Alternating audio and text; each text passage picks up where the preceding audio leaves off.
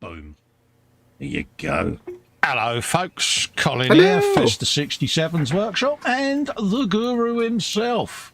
Hello, welcome, childers. Welcome. Welcome to another wonderful Workbench Live on a Wednesday, folks, for the good old folks over at eModels.co.uk.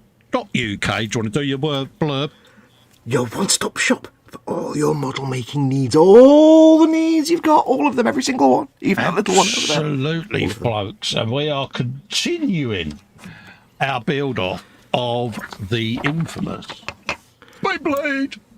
Baneblade. So that's what we're up to. If you wanna grab one of these, you could do so. The link is in the description as well as in the chat, folks. And talking of chat, have a little looky-loo who we've got in. Coffee. Obviously, myself is in. The lovely Wendy Hickson with an H is in. Hey, Wendy. Hello, Wendy. Well, Wendy's got an H in it. Yeah. Yes, Wendy. Is it Wendy? Yeah. Panzer's in, says I, Festa, Wendy and Fox. Hello, Pans. Hello, How you doing? You're getting hugs off of Wendy as well. Jolly good. Thank you very much, Wendy. Big hugs to you. Panzer says Fox has created the new Doctor Who enemy, the invasion of the Squiddles. I had that once, but only after a curry. Andy McLeish has got question of the week. Will he break it again? Yeah, there is a book now. There is a book on how long it'll last before it goes boom. We've got that bloke from Channel 4 waving his arms around saying 3-2, floppy to amorous, blah, blah, blah. Absolutely. Squiddles, he said. I thought that was your Sunday name, Panzer. So he did. We got Reese in saying hello. We got Reese. Pete Scale Modeller in saying good day all. Hello, Pete. How you doing, mate? G'day. Welcome. G'day, bro. Nice to see you in, mate. Hope you're having a Is good Pete Scale day. Modeller actually Australian? Do we know? I've got no idea, mate. But well, I've decided he is now, even if he isn't. Yeah, so g'day, bro. If he is, he is. Yeah, happy days. If he's not, he is. Absolutely. Everyone saying hello to each other there. Rob Taylor is in saying afternoon. Hey, Rob. Hello, Rob. How you doing, mate? What have we got? Jeff Light is in saying hi, Cole Fox, and everyone in chat. Hello, Jeff. Stefan Last is in, says hello. He says, I've just got home from work and I'm awaiting my grocery delivery, which leads me to the question of the week, folks. What is in the belly, what is on your bench, and what is your beverage of choice? And who is your father and what does he do? Absolutely. You don't get that reference. You don't get that reference. Talking of that, how are you, mate? And how's mum and all of that? Oh, I'm all right, mate. We're not doing too badly here. We're just bimbling along as always. Absolutely. Not been too busy this week. Mojo's been away again this week. Oh, is it? Oh, dear. Yeah. It's kicking It's your been bum, a bit of is a it? struggle. Yeah, last couple of days he's not really been there, so it's been a bit hectic. But I'm doing all right. How about you, my friend? I'm all right, mate. I'm all right. Ray Aquilina's in saying hello, our best friend. Hey, Ray. Hello, Ray. Big How hugs. you doing? And Rob Taylor, mate, I've just subbed to you as my private channel, mate, because I noticed I hadn't. So there you go. Now, don't forget, folks. Oh, yeah, how you been, buddy? I'm fine and dandy, mate. I am fine and dandy. You was about to do your T&Cs, mate, and I interrupted you. Yes, don't forget, of course, this is a show for eModels.co.uk, your one-stop shop for all your model making needs, all of them. So please be aware of that in the chat. Please be nice and friendly. It's a family-friendly show, no swears or anything like that, please, under new YouTube rules. We can't swear either, but we wouldn't anyway for an eModel show. And don't forget, of course, please don't discuss other model retailers in the chat. That's just not cool. This is an eModel show for eModels on the eModels channel. Yeah. So we don't discuss other retailers. All the links for eModels and stuff, all in the description below the video. There you go. Lovely. We've got chat in front of us. We're going to do our best to keep up with it, although we are busy building. But if you want to join us in chat, if you're watching it embedded in Facebook or Twitter or somewhere else, click on the YouTube icon in the bottom right-hand corner. I've got a really tickly nose.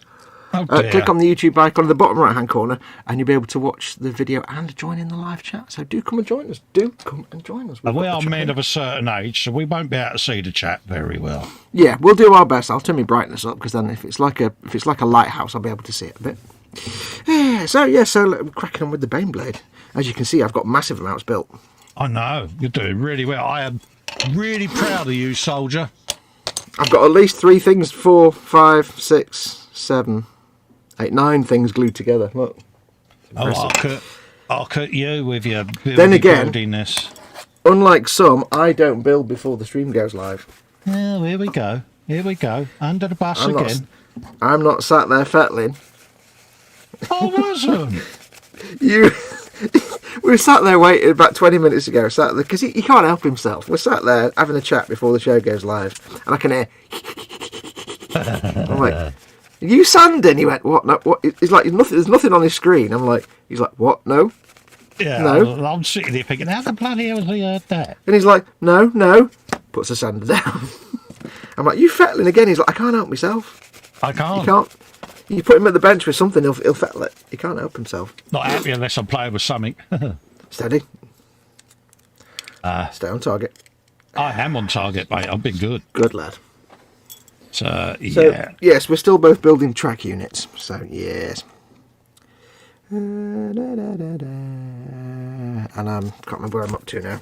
Yeah. Oh, yes, I've got to glue all the bits, haven't I? Yes. Right, so don't forget, though, folks. We're busy building, and we'll probably both forget that there's actually a live chat there, or we'll probably both forget that we're even on camera. So that's normally what we do. We tend to just crack on and get on with it. So please do give us things to talk about.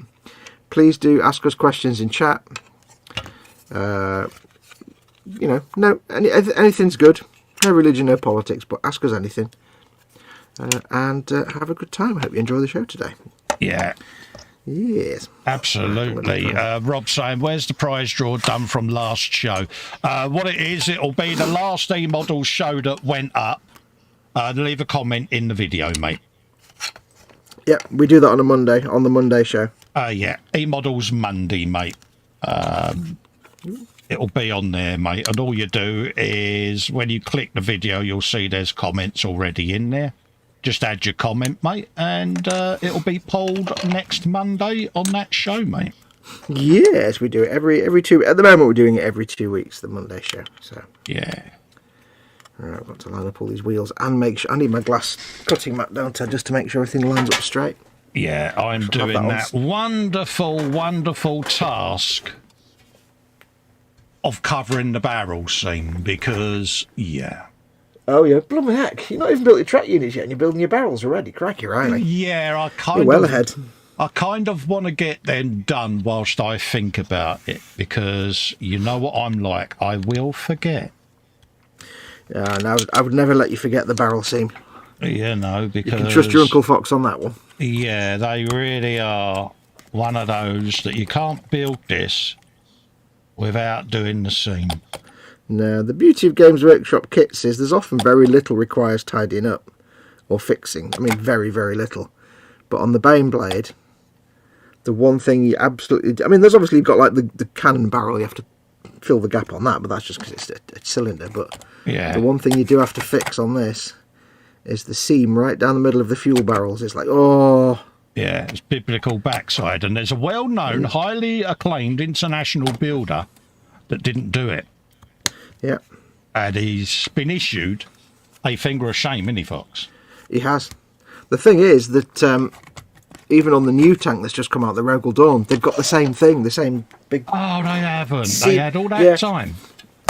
They had all that time to think, how can we do the barrel in such a way that it doesn't have a big seam down the middle? And no, it's still got a big seam down the middle. It's like, really? Rob says, yeah, I did leave a comment on that show, thanks. Not a problem, mate. Glad to help, mate. Glad to help, buddy. And good luck to everyone that is in it. You've got to be in it to win it, folks. You've got to be in it to win it. Right, I'm going to get my track lined up in order now because I need to make sure it is. Yeah. It's a bit of a juggling act with these tracks because you've got to get everything in and lined up, but make sure, like I've glued those on, but make sure they're not on there long enough so that when I get everything together I can adjust it. Yeah. So 6, 7. There you go. What's this? 9, 1. 1. Is that 6 or is that 7? That's 6. He's like, yeah. Eyes of seeingness are not playing, are they, mate? No. 5. 5. I always like to line the track up in a line, obviously. Duh, idiot. Yeah. Just so I make sure I've got it all in the right order. Then you still have to kind of do some mental gymnastics to get it about right. But 10 and 11. Yeah, but it keeps you going, doesn't it? Keeps you occupied. Yeah, it's not that much mental gymnastics, but a bit of I mean, any mental gymnastics to me is a bad idea. Yeah, complicated maths, isn't it, mate? Yeah, it's just not allowed. Am I allowed to do fettling now, yeah? Well, yeah, we're live now, aren't we? So you can fettle all you want, my friend. You know, when you wake up in the morning and you have that bit where you lie there in bed and you think about many things. Yeah. It's just your thinking time. Like, you get half an hour of just thinking about stuff, and it's always random weird stuff. Yeah. The other day, I'm lying there, I'm getting ready to get out of bed, and I'm like, how the heck did I get through my maths A level and my maths GCSE even? I didn't do A level because I'm like, I'm so bad at maths. How did I even get, like, I'm sure I got a C in maths GCSE, but it's like, how did I even get that? You probably found online. Well, I say online weren't about back in the day, was it? No. Yeah, we used to raid the bins looking for old exam papers. No, I mean, I revised the day before the exam, and I hated maths with a vengeance because I was scared of it. So how did I even get? I've still to this day got no idea, no memory of how I got through my maths GCSE. Because it's like, I never understood things like fractions, or working out angles in triangles. So it's like, work out the angle of this triangle. I'd do the most Heath Robinson way of figuring things out and just hope it was about right. Yeah. Like, work out 13% of the, and I'd be like, oh, hang on, times it by good old Pythagoras and his theorem, wasn't it? Logarithms. I mean, there's a prime example. Logarithms.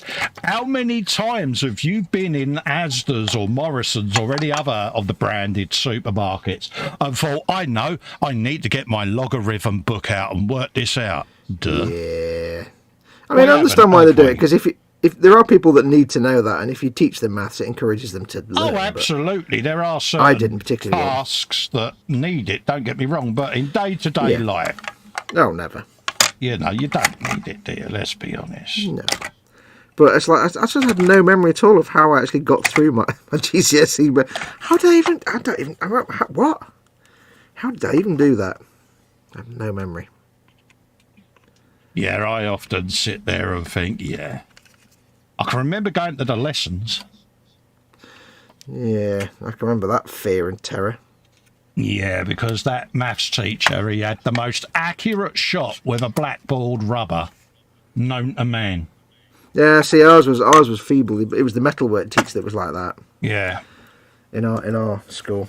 Ray's got to go back to work. Catch you later, Ray. Thanks for popping in, mate. Always lovely to see you. Take care, Ray. Big hugs. Thank you for coming in. Pete Scale Modeler says, great fun build. Lots of pew-pew guns. I was surprised how big it was. Yeah. Pew-pew. What's that? Oh, the baneblade. Yeah. That's a very good build. Yeah. Right, 6 I need. Yeah, this is going to be a regular Bane sword, this. I'm not going to go insane blade style this time. I'm going to restrain myself. I'm sorry, wait, what? That makes no sense at all. Those words you just said that came out of your mouth? Yeah, it's highly unusual, isn't it? Lies. Lies. It's all witchcraft and tomfoolery, mate, isn't it? Your witchcraft and tomfoolery. Right, so this is how I get mine all lined up now. I do it off camera for a start, which is always a winner. I use the tracks to make sure it's all spaced, but I do it all quickly enough that I can adjust it and squish it around. And that way, hopefully, fingers crossed, it all lines up nicely. It all lines up nicely and it don't end in tears.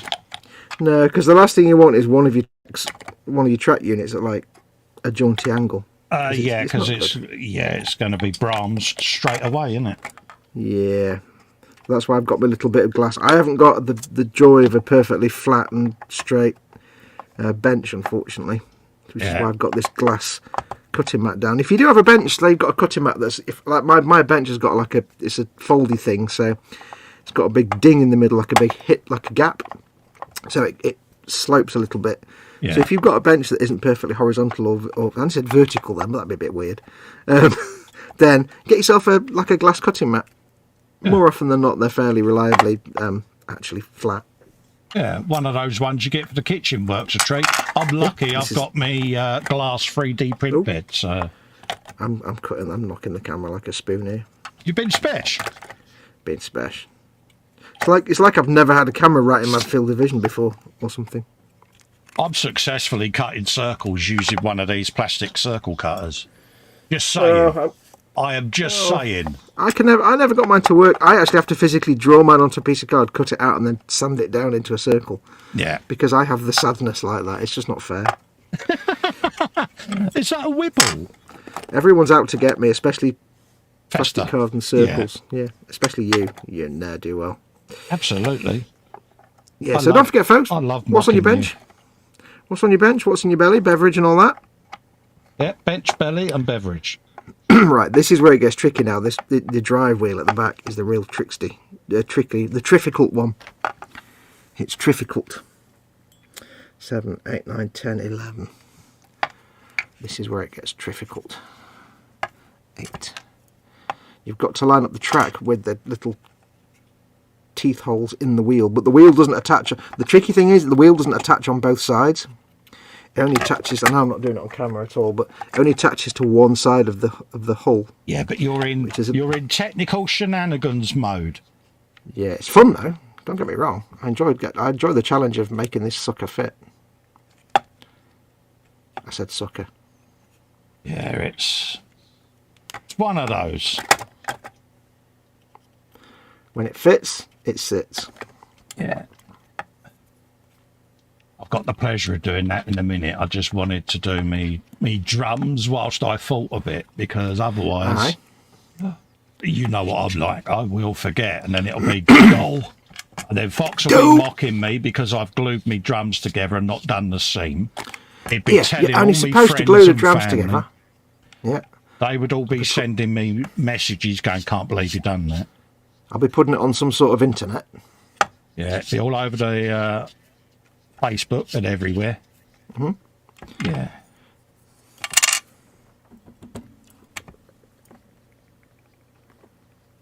Now the thing to keep in mind with this is, even when you've perfectly lined everything up, sometimes the tracks can look a bit not quite vertical, but that's fine. It just seems to be the design of these things. Sometimes they do look a little tiny bit skew with. Yeah. So don't get too obsessed with getting it all lined up nicely. Us get obsessed. Yeah. But I mean, this top track here sits on two little shelves, so that helps force the wheel into the right position, and the track around it does the same, hopefully. Although it's giving me some challenges. Got a belly and bench from Paul saying, tea and raisin bran, 3D printed parts for a Dalek and Buck Rogers Starfighter. Oh, it's all falling apart. There you go, mate. Buck Rogers Starfighter. There's a kit that was never made and should have been. What's that? Pete Scale Modeler is a 1/16 scale T72. A sandwich and a cup of tea. Good man. Athol saying hello to Kev and Jack if they're about. Yeah. Panzer belly, coffee and toast with peanut butter, French, a set of 432 jacks, and a Ket T recovery vehicle. Nice. Ooh, nice. Happy days, mate. Having some technical difficulties here. Oh, God, you're not, are you? Yeah, it's not staying in place. Curses. Oh, dear. I need my tweezers for tweezing. Right, you need to stay there and not go anywhere. It'll go in eventually, it's just sometimes a bit of a fiddle.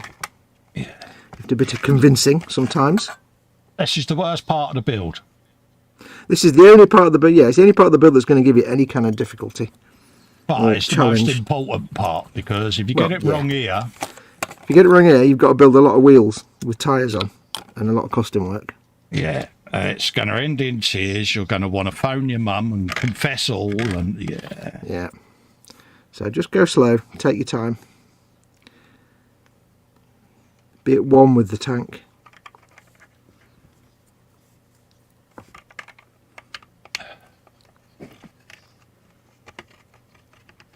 Oops. Yeah, it's one of those. I mean, we've not been excited, have we, about, you know, getting back on this week or anything. You know, we may have been sending each other pictures of our bench all prepped and ready, but, you know, we've not been like all giddy and giggly like schoolgirls at all. No, not at all. We've been remarkably restrained, I think.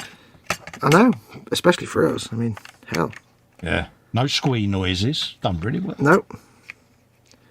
Right. It looks like we're having a nightmare, but we're not really. It's just this is the only slightly tricky bit of the build. And if you've got even some modelling skill, you'll get there in the end. It's just a little bit. That's it. You have to kind of negotiate a little bit with the parts to get them to all go into place. But once you've got this back wheel in, you're sweet, then you're golden. Like I've got it on my glass thing here. The back wheel, basically, it's only held in place on this side. It's glued to this piece here. So it can freely move. It's not a tight fit, so it's got wobble room. And the trick is making sure it's not wobbling out everywhere. So this piece on the top glues to the little ledge. That sits in place. And then that holds everything else in place like that. Now you could glue this piece in. You could glue this piece in first if you know what you're doing. But then the risk is that you get that glued in place, but you don't know exactly where that needs to sit. And if you glue that in place too far back, you've now got a gap between that and the rest of the track. So you have. I found the best way is to start with these two bottom pieces and then work your way back and forward, because these two pieces lock into place with a tooth and a peg. So they're the only ones that have a specific, can't go anywhere else kind of position. So that's that drive wheel done. That's as tricky as this build gets now. There's a little bit of fiddling, but it's not swearing time. It's not panic time. We wouldn't do such a thing, would we? No. It's not like you're going to ruin the model, because you'll get there. Just make sure you've got a nice flat surface that you can sit it up and use that to your advantage. Because now that's in place, I can put the front bits on, no problem. Because this front idler wheel locks into place perfectly. That never gives you a problem. So I'm very carefully start gluing into all these little joins. How are you getting on with yours, buddy? You're doing your barrels, aren't you? I'm doing my barrels at the moment. Are you rolling them out? See what he did there? Do you see what I did there? I did. He's rolling out the barrels. I am as a Cockney Southerner type, as a Cockney Southerner Pearly Queen type. Did you appreciate my humour there? Yeah, absolutely. I'm surprised you haven't done your Gore Blimey Governor voice. You know, it's been a while. Go blimey, governor, roll out the barrels. There you go. I think it's ethnically correct. Dick Van Dyke was going to get hired at this rate. Yeah, it is ethnically correct to have "yeah" at the end of every word, isn't it? Barrels. Yeah. Absolutely. Barrels. Barrels. And you always let people know when you say something with an H, because you always say with an H at the end of it. Like Wendy is Wendy. Yeah, Wendy with an H. And the other thing to be careful of as well is that the part numbers go 1, 2, 3, 4, 5, 6, 7, 8, 9, 10, 11. The only thing to watch for is 12. Doesn't go after 11. It goes up the front. So just be careful as well. Games Workshop, you ne'er-do-wells, giving us things to think about. Yeah, so they've got some unique ways of doing things, ain't they? They have their special moments, don't they? Yeah, and you sit there and you think, why did you make the stomper instructions so logically understandable? Yeah. So basically the track order is 11, 10, 9, 8, 7, 6, 5, 4, 3, 2, 1, 12. So just be wary of that. The thing is, when it goes together, though, you end up with this massive track unit that's really pleasing. Yeah. So. Kevin's in. Hello, Kev. How you doing, mate? Lovely to see you in, mate. That Kev Stevens. Yeah. Contrary to popular belief, we are still going. How about it? Shut up.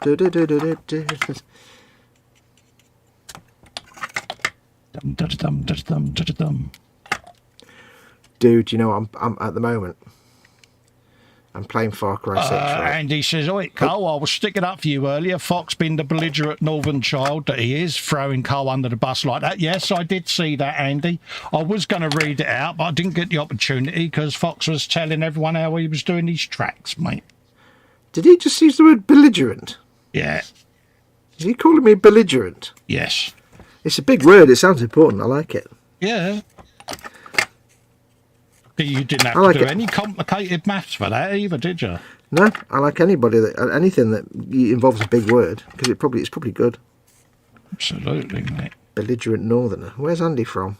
Reese says Games Workshop instructions, 127 part, 567 glues to part 1. I'm like, what? Yeah. Yeah, it does. They do have their moments, mate. It's funny though, because you look at it and you think, but the parts aren't numbered, and then you build it and you think, yeah, I don't need to be numbered. That was brilliant. Yeah. Who else could make a model kit where you just don't need to bother numbering the parts? It's like, yep, they're, apart from the track pieces, they're absolutely right. You don't need to number them. Yeah. Right, so there we go. That's that done. I'm going to line it up on the glass and make sure it's straight. I'm going to kneel on the floor. It's when they get a lot of the part numbers wrong. That's what makes me laugh. Well, yeah, they do that, unfortunately, which does kind of skewer the thing a bit. Right, so there you go. Now, really, I should have had the top piece ready as well, so I'll get that done. Yeah. And that can seal the box and help it line up. So let me get that bit. That is that one. Came out a little bit big, that one, for some reason. A little bit big, yeah. So if in doubt, let's do another Which one. unit am I actually building? I'm building that one. So he's now realised, yeah. No, you've got, although they're not numbered, you've got the top armour for the track unit, and they are chiral. Yeah. You've got a left and a right, so you've got to make sure you get the right one, which is that one. Hello, buddy. How are your barrels coming along, dude? All right, mate, nearly done. Are they looking barrelly good? Yeah, there you go. On the bench. Look at that. Ooh. Yeah, it's the only one bit you need to fix on this kit is the darn barrels. Yeah, but you've got to admit, you can't leave that seam on there. No. Sticks out like a blind cobbler's thumb, and yeah. Yeah, it's not cool. It's even if you look at like the Games Workshop, I think it's even got it on the box. I don't know, but yeah, it's on the box art. The official artwork and the official pictures on the websites and stuff, and even on the box art, it's got that dirty great big seam, and it's like, so the person that built it cleaned the seam off the barrel, the gap, but didn't clean it really. Yeah, it's like why, why? Yes, dear points of view. Well, it is. It's a huge finger of shame moment, isn't it? Let's be honest. Yeah. Right, that's them all And done. especially when you see like their other box art and they go to all the effort of cleaning up all the gaps and stuff. It's like, really? Yeah. Right.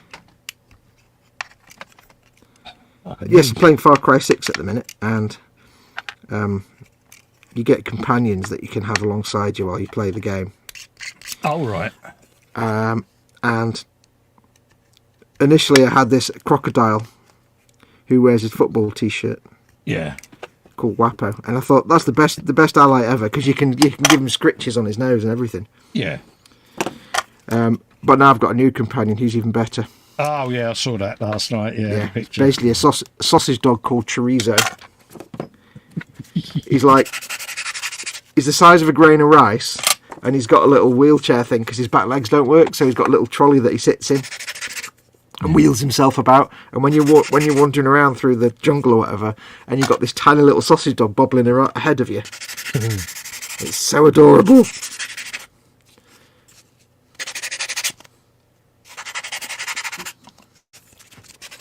So he's getting my vote for best companion ever in a video game at the moment. Yeah, Reese is asking whether GW and Dragon make the same instructions. Yeah. Yeah, some of the GW instructions, Reese, are legendary, mate. Yeah, the thing with GW was that it's only in the last sort of 10, 11 years that they've got their act together and basically started behaving like a model manufacturer. Because up until about 2010, 2011, if you said to them, you're a model manufacturer, that makes tabletop games. He'd be like, nope, we're a game manufacturer. We make tabletop games. The fact we make plastic models is almost secondary to that, and just coincidental. So consequently, their standards were, the models were brilliant quality, but the instructions and everything else was like, yeah. But then about 2010 or 11, I think they had a change of management and stuff, and everything just got vastly better. So some of the older kits, you still have these really ropey instructions, but the modern kits you don't. Right, I need to clean that a bit more. I need my files. Bit on my files. Where are your files of filingness? My files are in my hand. Doing the filing now. Yeah, that's exciting. We got any more benches and bellies? I haven't seen that. No. Why don't workshops apply ends for their fuel tanks? They just don't. It's just not a piece on the sprue. The fuel tank's there. It's got an end on it. It's just the end. It's two halves of a barrel that go together like that. So there's just a great big gap down the middle. Yeah. You get the same thing in other kits from other manufacturers. There's always something with a dirty great gap. Oh yeah. It's the way the parts are laid out on the sprue and limitations of, I suppose, what they can put on the sprue. So there's always going to be something in a model kit, because it's a bit like a jigsaw. If you've got like you've got X number of, you've got to keep the sprue count down to keep the cost down, but also you've got to then fit all the parts in that sprue. And I suppose having a barrel with a complete circle end on it would have stuck out on the sprue and made the sprue bigger, I guess. So yeah. whatever they could do. Depends on what the CAD department and how they've laid it out, doesn't it? Yeah, because you'd have like two halves of a barrel, but one with the complete barrel end on it is the only way to get round it. But that would then be a piece that, thank you very much, I would get rolled out regularly. But then that would stick up higher on the sprue, so it means you'd have to have a bigger box to put all the sprue. So yeah, probably just production considerations. It's not the end of the world. It's like, ugh, got to clean that bit. You know. Right, so that fits. Oh, look, it fits like a glove. You know you've got it right because this top piece of armour just goes in. You're like, oh, like a glove. Oh, you're happy now, are you? Like a glove. Yeah, I've got no guarantee it's going to be completely vertical until I stick it on the side of the tank, but... tank, comma, but, not tank, but. Yeah. Just make that clear. Right, so that's there. That sits on top like that, to see. The first time you build one of these, it'll take you ages to build the track unit. The second time you build one of these, it'll take a bit less. The third time you build it, you'll be like, done. Yeah. It will not be a problem at all. Yeah, but it's method, isn't it? It's just being methodical with it. Don't rush it. Just take your time.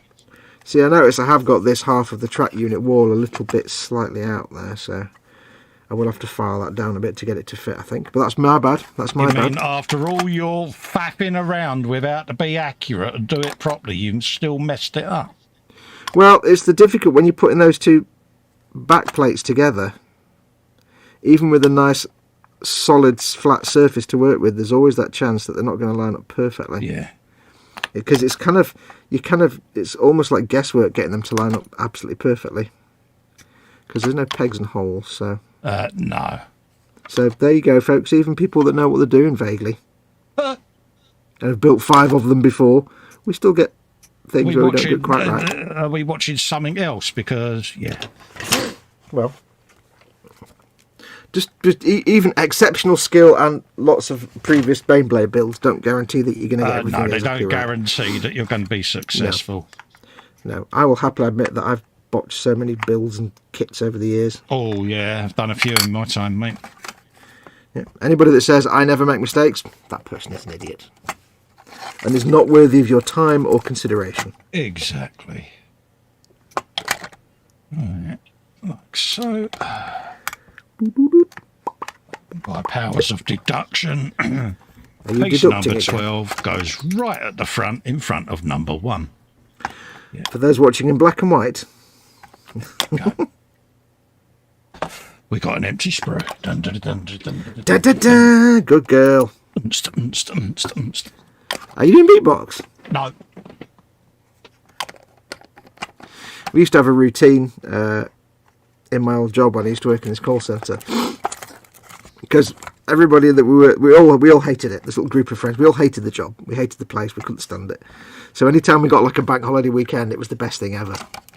And we had this routine that what we'd do is on the last day before the bank holiday, or before you had a day off or whatever it was, you'd walk out the front door and you'd walk down the driveway. But do you ever remember the Robert Crumb drawing, the Keep On Trucking, with the guy kind of stood with his leg forward? Yeah, and his... yeah.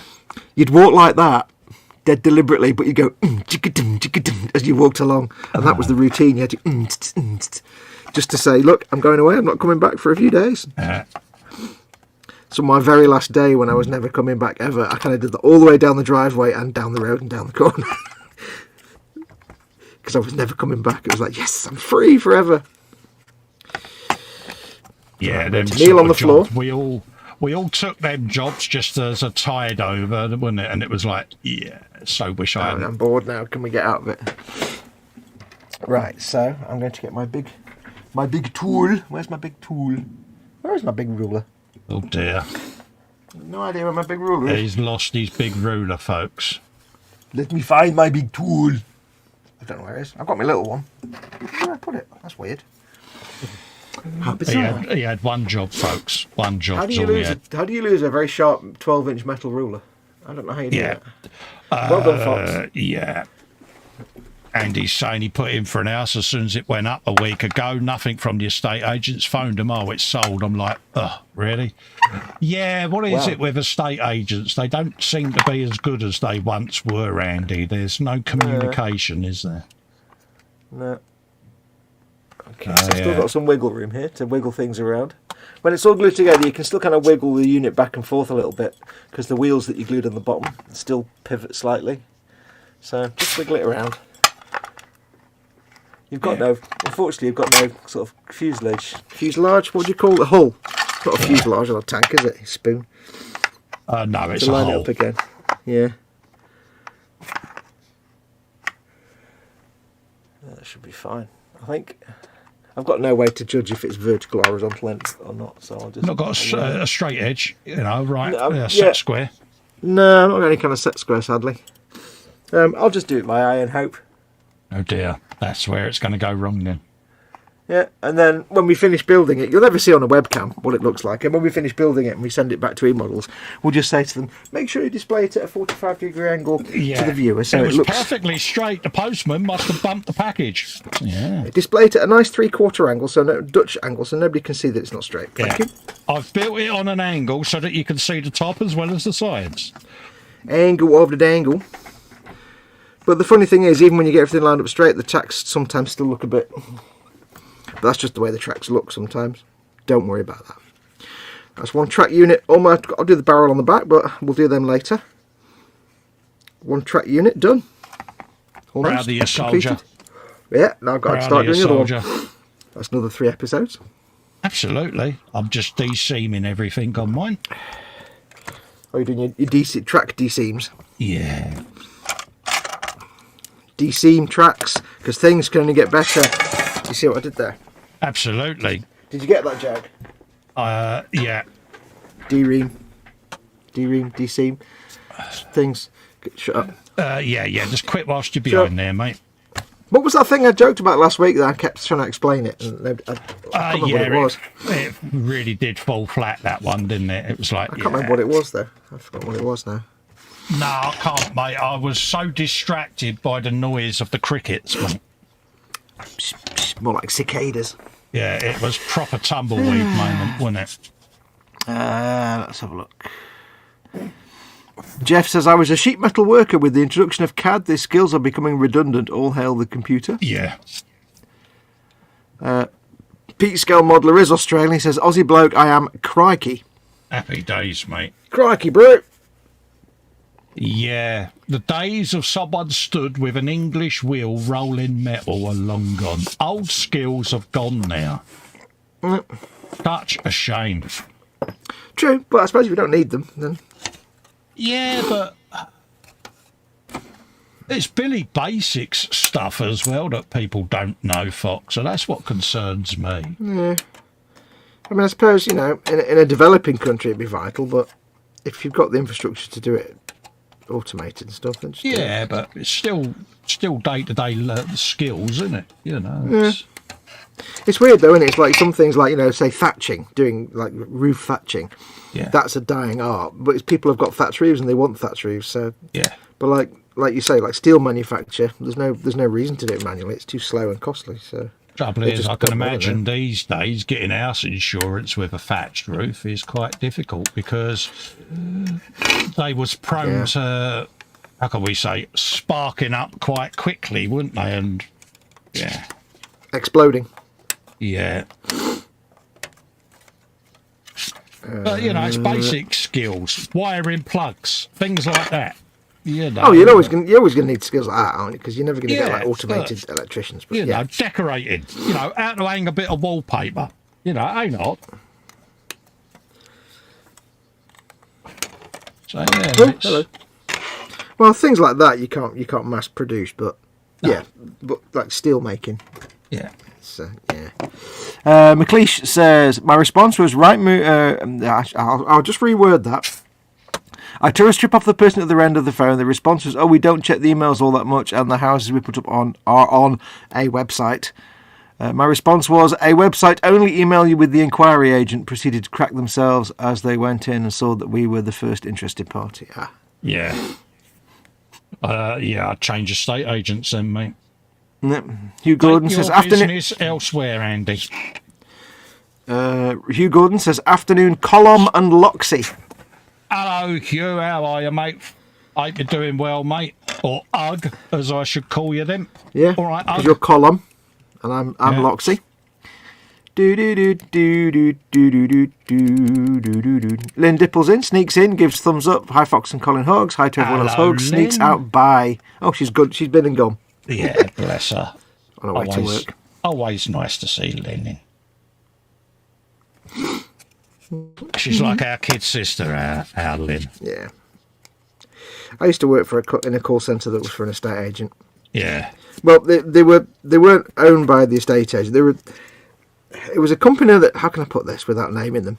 It was a company that did data research on the housing market. Oh, right. Yeah. But at the same time had a sister business that acted as the call centre for a specific London, let's say, estate agent, high-class estate agent. Right. So they had two parts of the business. One was the data and part of it. So we used to call around all the estate agents basically and do surveys and get all this market data each month. But also we take all the calls. And this was again, how can I put this without naming? A top-tier southern estate agent. Let's just leave it at that. Yeah. And I'm putting top tier in perverted commas because they really weren't. They were supposed to be. They had like the most expensive properties. We had a property going for, I think, £17.5 million, and it had like a heated marble driveway. Yeah. Around the Kensington stroke areas. Yeah. It was all over. But I think this one was in Kent somewhere, I don't know, somewhere. But it never sold. In the 4 or 5 years I was there, it never sold. Yeah. We had a guy call up once to arrange a viewing.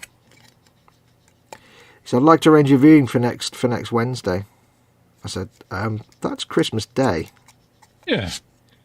He said, yeah, I want to arrange a viewing. I was like, well, no. You can't. It's Christmas Day. The owner won't want a viewing on Christmas Day. Yeah. And he was most irate. I'm like, you can't arrange a viewing on Christmas Day. Come on. Yeah. Get a grip. Do you know who I am? I don't care who you are. You're not getting a viewing on Christmas Day. I used to love that. The Do You Know Who I Am brigade. Nope. Nor do I care. Yeah. I used to get that a lot on the doors, mate. Yeah. You know who I am? Yeah, I do. Just don't like you. Like, yeah.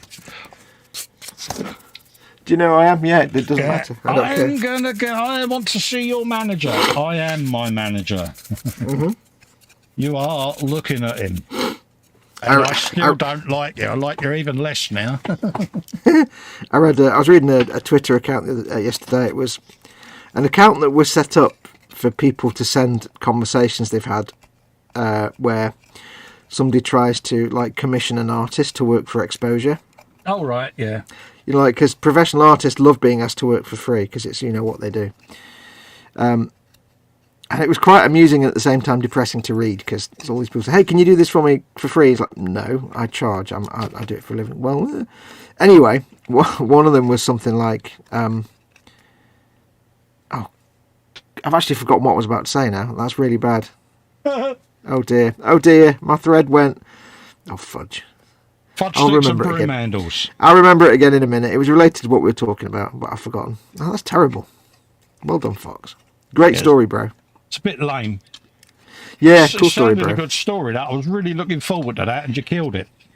I know. Oh, fudge. You'll remember it any minute. Well, there was one of them said something like, somebody was like, you know, these people that are entitled and think can just get it. He's like, you know, I need you to do, can you do this drawing, this piece of artwork with this, and this? It's like a good couple of $100 work. And the guy's like, yes, that'll be about $800. And the guy's like, wait, what? No, I don't want to pay for it. Yeah. Surely you're an artist. Surely you're an artist. You do it for the fun of it. And the guy's like, no, I do it for a living, and that'll how much. And then it went through the thing of like a lot of them go through the well, you're not that good anyway. It's like, okay, so why are you asking me to do it for you? Yeah. And this guy's like, right, is this how you treat all your customers? Because he said he's not going to do it. Is it how you treat all your customers? And the guy was like, well, when I meet one, when I talk to one, I'll let you know. Yeah. Gotta love it, ain't you? Yeah, that wasn't the one I was going to talk about, but I forgot now. I've killed it. Let's just shut up, Fox. Yeah, you didn't do that any justice whatsoever. It was DOA, that one, I think.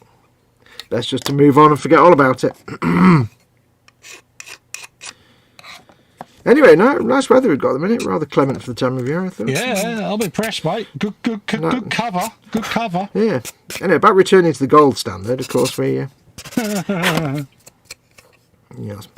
My camera's always typically the wrong position, isn't it? Yeah, it I do hope I'm in focus, by the way, because I'll use my new focus tool. Hang on, let me just adjust my focus. Here we go. This is going to go well, folks. Well, I try focus on things, and it's like I've got a thing here that's got an actual grid on it, so easy to focus using that.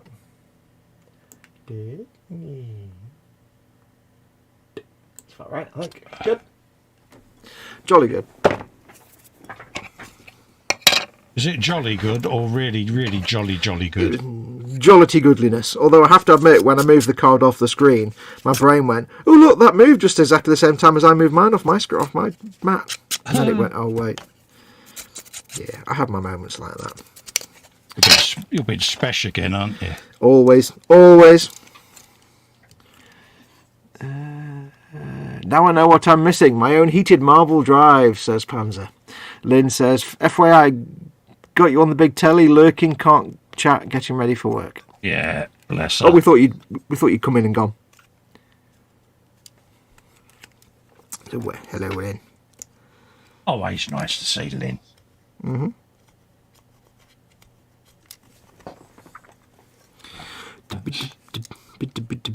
Don't forget, folks, ask us lots of questions, give us stuff to talk about. Yeah, Fox, I'll answer all your questions. Hey, I'll remain quiet now and let you do some talking for a bit. What do you want to talk about, Cole? Nothing. I've kind of zoned out because I couldn't get a word in. Nonsense. See what I did? Yeah. Nonsense. No, I leave you to it, mate. You carry on. No, I'm busy now. Yeah, you go and ask me something just as I want to concentrate. It's like, yeah, always. It is the order of things. Absolutely. So, yeah, I'm focusing. But yeah, we've done a bit of belly and bench. Captain Twitchy strikes again. No. There you go. Just as you're doing all the thing with small bits. Yeah, that's called trying to focus, and yeah. Anywho, I wanted to do it twice anyway. It's always better the second time round. You wanted to do it twice via the floor. Yeah. Absolutely. I tell you what. What? I was doing a joke post on Facebook yesterday, and in the process, I found a picture of a pair of tweezers that are about 3 foot long. Oh, really? They're called terrarium tweezers. Oh, right. And I didn't look into how exactly you use them in a terrarium, but I was like, I need those for comedy purposes.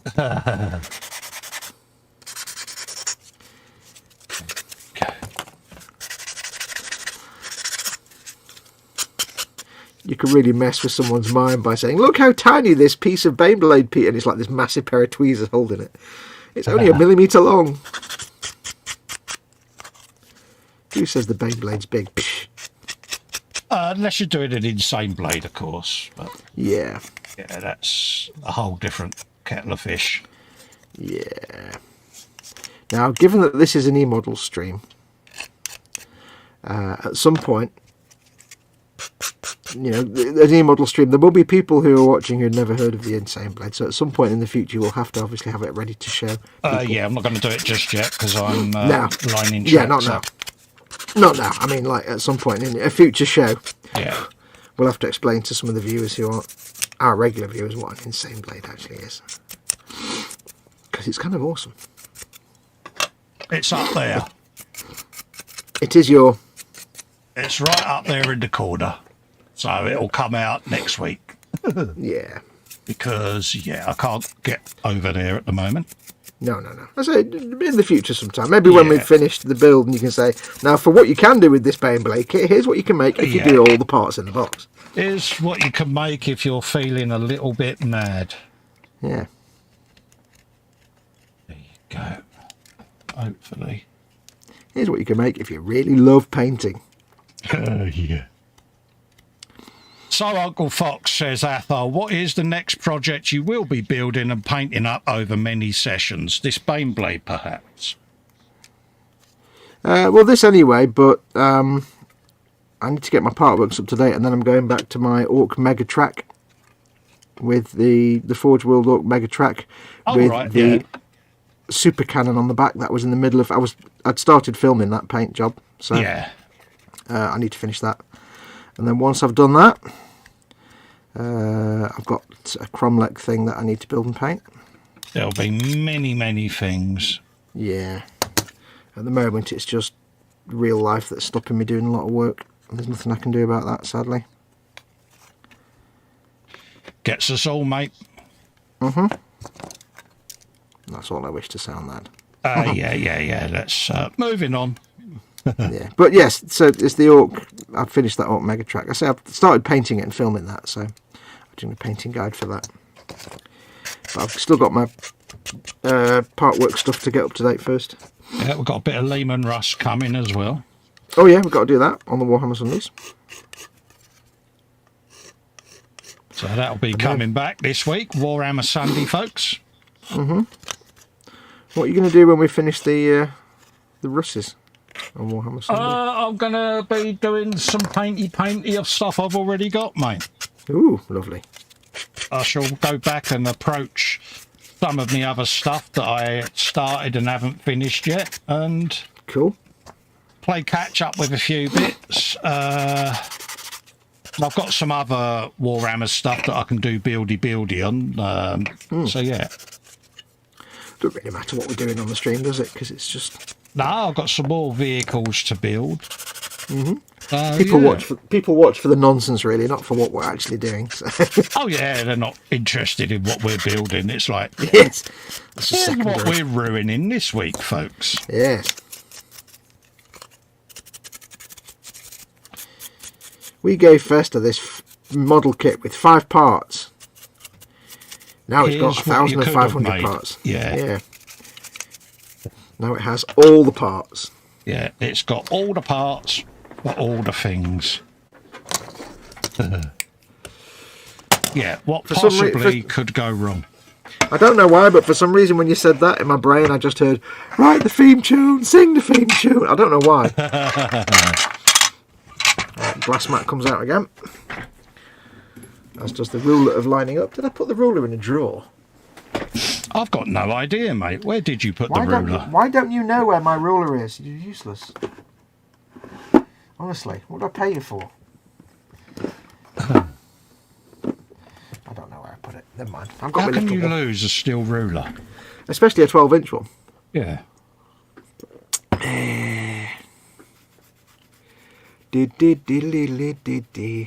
Right, so I shall switch to the other instructions. There you go. Not that I need them, but I shall have them there anyway, just in case. Absolutely. They're there, ready to go then. Yes. Let's get that on there. Now für dem Gluing und Sticking, ja, das ist richtig. I think I need to... Am I getting a bit low on my... Bull? Yeah, no. I can't stand those kind of drinks. They always taste this. They always just taste... All these taurine-based drinks, they all just taste like Red Bull. It's like, here's this new energy drink. Oh, it's going to taste like Red Bull. They're gnarly, aren't they? It's like, yeah, just Red Bull, mate. Just... Yeah, it's like, yeah. They all just taste the same. Kind of slightly sherbety taurine taste. Yeah, it's like, yeah. Right, that's that done. Oh, yes, the things that people drink. Like, yeah.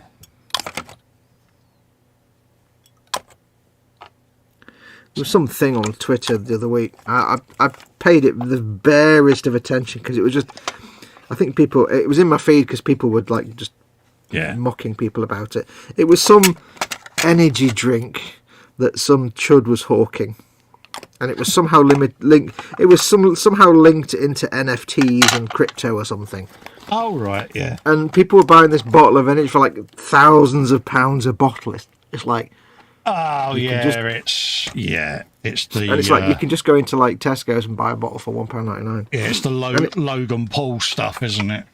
I don't know. It wasn't that one. It was somebody in there. It was some like shop owner from down south somewhere. I don't know. Anyway, whatever it was, it was like, really?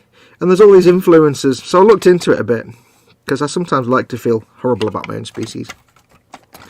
And there's all these influencers saying, "Oh look, I've got this bottle of this drink." Brilliant. It's like, oh god, I hate influencers as well.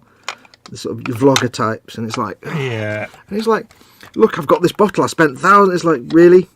You're an idiot. Yeah, they saw you coming, mate. Yeah. And I just thought, you know what?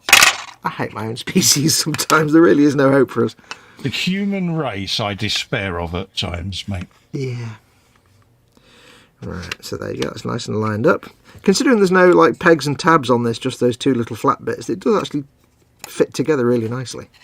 Panzer's got a question. How can you lose a 12-inch ruler? Answer. Fox was involved. Yeah, it got foxed. That Panzer is what we called a Fox effect. Yeah, I foxed it up. I see what you did. I saw what you did. Kept it clean for the kids, you know. Kept it family friendly. A hint of being a little bit blue for the dads, but only a hint. Yeah. Right, so that's that one. It's quite tricky to get this one nice and flat on a flat surface because you've got this raised bit, so it doesn't actually naturally sit. There you go. Flat. In and of itself.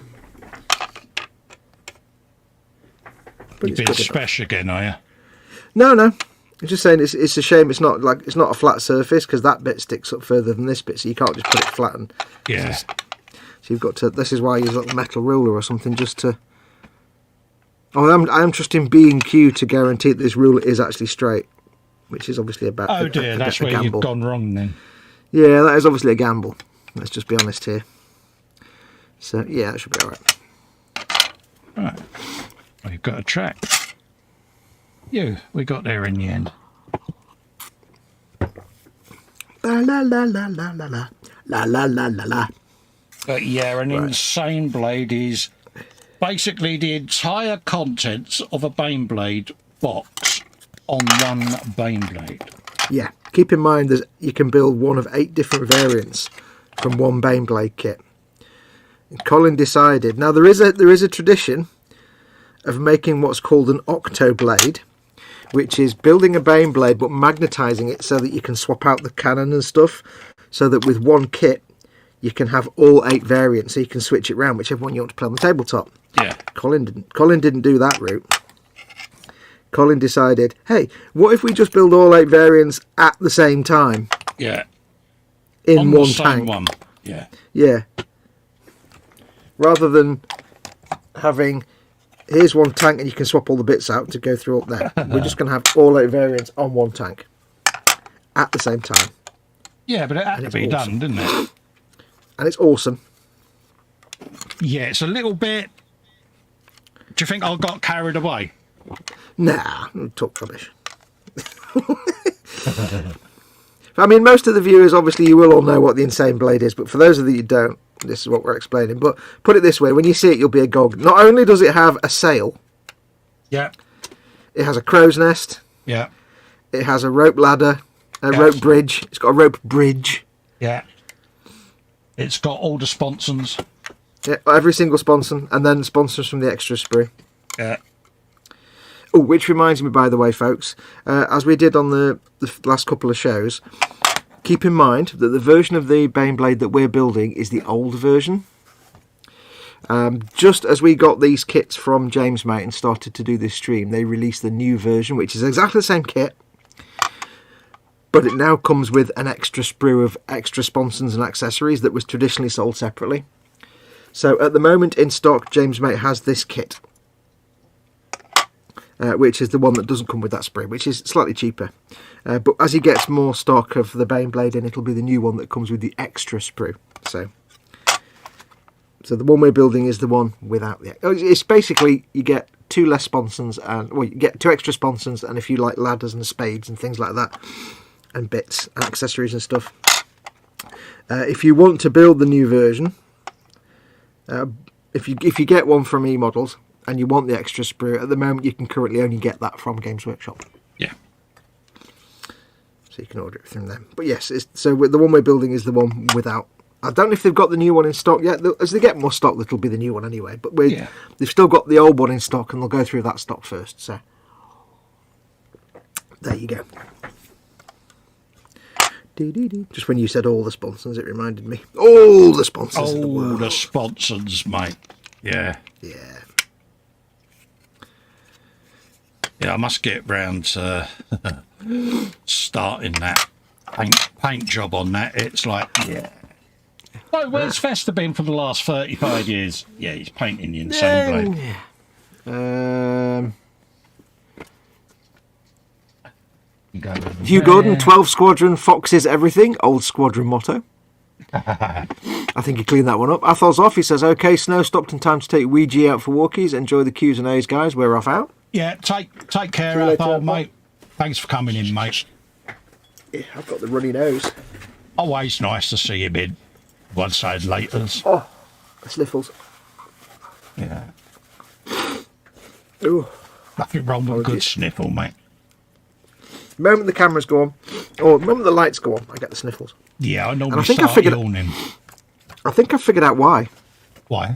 It's because I wear my lenses, and they push my glasses down onto my nostrils and squish my nostrils together, and for some reason that makes my nose go all sniffly. Why don't you get one of those nose plaster things then? Oh no, it's just the weight of my glasses down on the nostrils, just squishing them in. The nose plaster doesn't make any difference. It wouldn't stop it squishing that. It's not uncomfortable. It's just I think it's because it pushes my glasses down a little bit. That makes my nose apart, mate. You're falling I'm basically very, very old. Very, very old. Our kid. He's only a pup. I'm basically primordial. 111E12 is what he is, folks. Okay, something just pinged off something else. Oh, I don't know what. Have you just fed your carpet monster? You have. No. On the side of my bench, off to the side of my bench, something just pinged off something else, but I don't know what or from where. Oh. I heard something ping. I don't know what it was or where it fell off. That's interesting. What, your ruler, was it? Oh no, but I've just found my ruler. Yay! Where was it? Out of interest. Well, it was magnetised to the side of one of my drawer sets, but it had slid down onto the floor. And I'm padding out because I've spotted someone appear in the chat. Oh, hang on. You know who I mean. We'll have yes, to have I'm some just kind of code word. Ah! I'm just doing a random unconnected thing off from my bench. Yeah. Bless. But yeah, did you find out what it was that pinged? That's the question. Here we go. There's a part of me creating the perceptions which in everyday life would be bizarre. There's another part of me which is a kind of observer. This is terrible. About half of the pleasure comes from the observer part, appreciating the work of... That's terrible. I'm giving up. Yeah, that was supposed to be Carl Sagan, but it went wrong. I would. That was very, very, very shoddy. Yes, I'll have to use my standard phrase to get into it. If you wish to make an apple pie from scratch, you must first invent the universe. Yeah. That's how I get into it, but it's like, yeah, that was terrible. Yeah, I think Apologies. Jeff is doing the biggest face palm ever. Going, really? Jeff's like, why did you give me like Snaggletooth? Why did you give me Snagglepuss? I made all that effort to come in and see them both, and that's the best he can give me. Cut that. 12 inches of goodness there, mate, look. Yeah, you go. Go careful. Wait. Yeah. Family friendly. Steady now, Ace. Yeah, I came out more like Snagglepuss, that one. Heavens to Murgatroyd, even. Oh, yeah, Snagglepuss. Exit stage left, even. Oh, look at that for a nice straight Games Workshop part. Hey, look at that. Yeah, you can't knock modern Games Workshop. Their quality is superlative. I have said before, they are second only to Bandai in terms of the quality of their actual plastic. I was being sarcastic. It's a boomerang shape. Is it? Yeah. Oh, have you been bending it? No, they've got warpage, mate, on the sprue. Oh, that's pants, isn't it? That's right. It ain't nothing that can't be fixed. No. It's battle damage. This is how plastic works. Exactly. What am I doing? I need parts 6, 7 and 8. It needs parts 6, part 7 and part 8, folks. 6, 7 and 8. That's that one I want. That moment when you've got the parts on the sprue and they're all labelled left and right and you go, right, I need 6R, 7R, and I've got 6R and 7L. Oh. It's not what's happened, but imagine that. You suddenly realise you put the wrong part on the other track unit. You'd be like, oh no, that's not right. I wonder how many people have done it. There's got to be a lot of people that have done that. Well, I mean, I don't think they'd actually fit, but it wouldn't surprise me. Somebody'd get it done somewhere. Oh, someone somewhere's going to get it to fit. I spent ages sanding that to get that to fit. Yeah, I mean, that's the kind of thing I would do. Let's just be perfectly honest here. Yeah. That is a Fox level goof. I nearly did it when I did Insane Blade, because it was the first one I was building. Yeah. And I just looked, because I tend to dry fit most things before I glue them anyway. And it just didn't seem to feel right, you know. And then I looked at it and I went, yeah, that's the wrong side, that one. So I spotted the potential error of my ways early. Spot your ways. It didn't matter because it's got everything glued on it and you'd never know anyway, so... Yeah. Right, so Paul Di Tommaso is off. He says, I'm off to grab a few more Z's. Take care. I'll see you next time. Take care, Paul. Take care, Paul. Bye, there you go, mate. Love to you and Dawn and all of that. Oh, sniffles, I do apologise. It's all right. Don't apologise, mate. We all get them.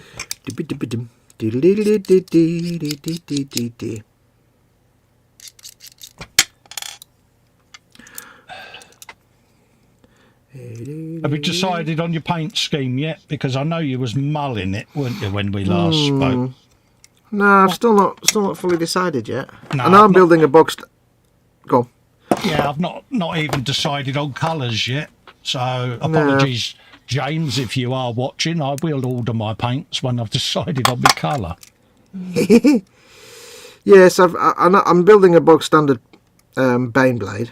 Yeah. Because you're building one of the variants. I thought, well, you're building the turretless variant, so I'll build the variant with a turret. And the only one that looks sensible is the baneblade. I have to admit, the other ones with turrets, they look really weird. Yeah. Because they've got little stubby guns and they look like it's like a wing nut on top of the hull. It looks really stupid. So I shall build the standard baneblade. Yeah. But I don't know what colour to do yet.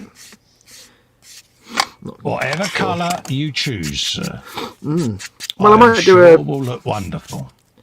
Thank you very much. And as will yours.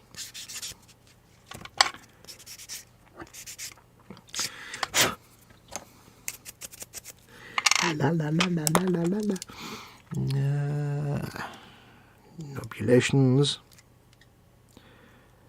Look at the nebularity. Do its thing. Don't forget, folks, ask us questions, please. Yeah. Feel free to ask us anything you want. Fox will happily answer. I resemble that remark. You made me a bit ping off. It's weird because I've got this glass thing down on the desk. I put that piece on the desk, and the shadow, there's obviously, because it's about 0.5 centimetre up from the cutting mat. Yeah. The shadow looks like a really bad Photoshop drop shadow. As it moved across the map, I'm like, wow, that's terrible. Drop shadow's well gone wrong. Let's have a swig of tea. Be drying off nicely. Got a trackside built. Built. Oh, let's see. Oh, yeah. Oh, you've done clampage and everything. Oh, yeah. I've left mine to the fates. Just hope it sticks together. It seemed fairly sturdy, so I didn't bother taping. Oh yeah, I've got that warped bit on there. So yeah, that's right. What was it? The top armour that was warped? Mm. The other side's the same. Got a slight bow in it. Yeah, well, that's the thing, I suppose, isn't it? Any model kit. There's always a chance when you're heating plastic and melting it's going to come out slightly it's probably just got warm. Candygram for Mongo Belly. First morning's mug of hot tea, soon to be followed by many more. Also, the omelette is imminent after caffeine kicks in. Full ingredients required. Do you know how impressive it is? Wow, that was terrible. Do you know how impressive it is? And how heartwarming it is to see an American drinking tea? I know, it's brilliant, isn't it? Now, of course, that does take us to a new level of scrutiny. Is it iced tea or Barry's tea or Yeah. Well, the thing is, we have to. If it was an English person or British person, we'd say, "What you say? I've got a cup of tea. What tea is it?" And they give you a brand, and that's as far as you take it. Because you're American, Jeff, we need to ask you what kind of tea and how did you make it? Specifically, how did you make it? Because we need to know. Just in case we need to educate you. I'm sure you probably already know, but it's worth... It's not that we don't think you know what you're doing, it's just that we're British and we demand the correctness when it comes to tea. So... Yeah, we do take our tea making to an extreme level, don't we? See, I'm a coffee maker. I'm a coffee type person, and even I take making tea seriously. So if you're British, we just ask you what brand of tea, but because you're American, we need to ask you how you made it. Did you see that video that came out about 2 years ago? It was some American woman. I think she was like some kind of social media type person. So I don't know who she was. She said, "Here's how you make tea." Oh, really? And she was like, she just made tea in the most dumb way possible. Really? Oh dear. Like, I can't remember what she did. She you put the milk in with the hot water, and then you'd put your tea. Oh, some weird way of doing it. That was like no British person has ever made British tea like person, that. Yeah. And the entire internet basically roasted her alive because she was like saying, "Here's the correct way to make tea like a Brit," and we're like, "No, that's not how you." Yeah. I can't remember what she did, but it was some really weird way of. It was really weird. But the entire internet roasted her, and she had to go off and become undone, I think. Yeah. Yeah. Milk it in the cup before anything. It's like, no. Yeah, I think I can't remember exactly what she did. Maybe it was even like taking the tea out the tea bag. I can't remember what it was now. It was some weird really? It was some weird nonsense she did. I've seen someone do that, unwrap a tea bag. It's like, what on earth are you doing, mate? Well, they got it in these weird packets. It's a tea bag. You've never seen the bloody tea bag? He was American. Yeah. It was more funny just watching the entire internet just round on her and just assassinate her, basically. Yeah, don't mess with the British and tea. It's not a good idea. Yeah, we do. We take it a little bit too seriously, to be honest with you, but it's just our thing, isn't it? Do you know what I really want to do, though? What's that? At some point, and I'm a coffee drinker, but you know what I really want to do at some point is get a full-on, proper, traditional Japanese tea set and try doing a full-on proper Japanese tea ceremony. Yeah, where they pour the tea over the teapot and it's all that. Yeah, proper, isn't it? Yeah, I mean, I remember I stumbled across a video once of a tea master. Yeah. And he was doing a proper Japanese tea ceremony. And it takes like about 45 minutes. Yeah. And it was fascinating because it's all done in complete silence. Yeah. And it's very relaxing to watch, but it's such strict ritual of the way you pour this and the way you fold the napkin, and you get the bowl, you do that with the napkin, you fold it back and put it in your belt. Yeah. I was mesmerised watching this. I'm like, I need to learn how to do this. I watched a geisha do the tea ceremony. And it is, you're transfixed, aren't you? Yeah. It's like and it was even simple things like the absolute strict tradition of how you enter the tea house and how you go through a particular door and how you sit and wait, and then the other person has to come in, the tea master has to come in from a certain direction, and even like when you get the tea in the bowl and they give you the bowl, they have to put it on the floor held with both hands and then set back, and then you have to move forward and pick it up with both hands, put it in your hat, and then you have to turn the bowl like that. Yeah. Because you have to admire the bowl that the tea is in. Yeah. You have to show respect to the tea maker by admiring the bowl. It's like, oh, wow, this is... I could have sat and watched that for ages. They do stuff so well in Japan. They really do. I love their culture.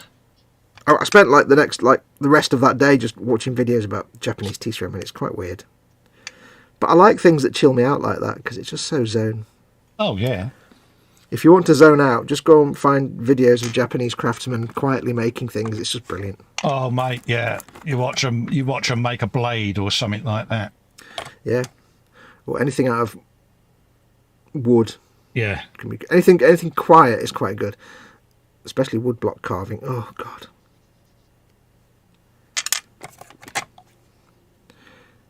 I found a load of videos of people that were basically making... you can get these, like, in Japan, you can get these, like, card and paper kits of, like, a building. I mean, you get them over here for, like, model railways, but these aren't for model railways. These are, like, here's a model of a noodle bar, or a model of a one of those, like, street vendors with a little barrow with wheels, and it's all made out of card and paper, and it's like... Or here's a model of a newsagent shop. But in, like, not for railways and stuff. And it's just amazing, just building these things. I've been binge watching laser models this week. The guy who does all the dioramas and the corroded vehicles, and it's so transfixing. Yeah. And I go through stages where I watch farriers reshoeing horses. It's just like, you like that, don't you? The shoe horsey thing. It is so therapeutic, Fox. You need to try it. Late at night when you can't sleep, just the farrier he's called for obvious reasons. Farrier, I'll give it a go. I mean, I will do, because I've kind of exhausted YouTube of all its relaxing Japanese craftsman videos. Yeah. Because all the ones that are left now have got either annoying music or they're just doing noisy things, which doesn't really work. I stumbled across it purely by accident, and 2 hours later, I was like watching yet another video of him doing it, and I'm like, I need to get out more. But it's strangely therapeutic, but it's also interesting. I told you about that channel I found, RR Cherry Pie. Yeah. She makes in Japan, you can buy these little kits where you make like candy burger and chips, or you make like candy Japanese curry, and it's all basically meals, miniature versions of meals made out of candy. Yeah. And you get like powder in packets, and you make into like the thing to make the bun or the thing to make the fries. It's all based on powder and putting water in. And she just silently makes these things with little crinkly noises, and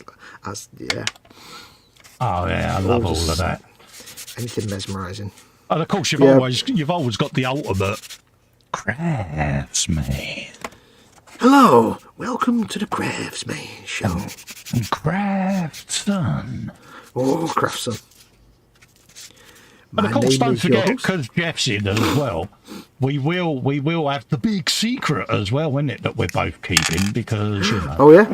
Yeah, we've got a big secret that Jeff is determined to find out, and he will when Colin tells everybody what the big he's secret like is. Fred Drebin, isn't he, or Frank Drebin. He's like, he's desperately trying to find out what it is.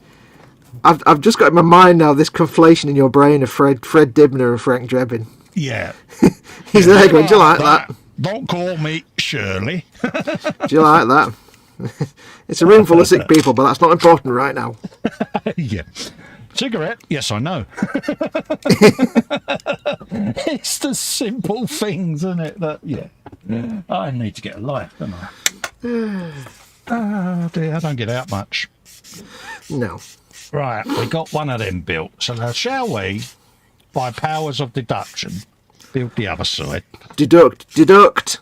Yeah. Have Your you, little you've deductor. done all your tracks? Have you done both of them? You haven't you? Oh, you... No, I've done one track unit. I'm doing them one at a time, so I've got all the other tracks on the sprue at the minute. Yeah. Oh, well, I feel a lot better now then. Have you just done 2 lots of tracks all in one go? No, I'm just starting my next one now, mate. Look. All right. Well, I'm just building the drive wheel for this. Oh, yeah, I've done that. I'll stick all that together, clean up the road wheels, and then I've got to build the tracks. But I might do the tracks first, because at least then by the end of the show today I can have my tracks done. I don't want to be halfway through the tracks by the end of the stream. You're good, you are. Yeah. Right, where is it? There you go. Start off with number 12, Colt. Cashier number 12, please. It's a weird way they do that. Yeah. You start from the end. I start from the middle. I don't trust myself to start from the end. No, I cut all the bits off, line them all up, and then I work my way across. But yeah, I start from the front and work my way along.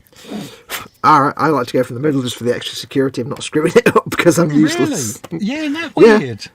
Well, for me, because it's like the 12 and the 11 on the ends, they don't have a fixed position. There's not. Yeah. It's not. You can be too. So I know if I stuck it on, I'd have all the other tracks coming up in a big gap, and I'd be like, oh, sadness. Really? Oh no! I just start at one one end and work my way along. Start with 5 or 6 just to guarantee that something's in the right place. CYA. More than one way to build a baneblade, folks. Yes.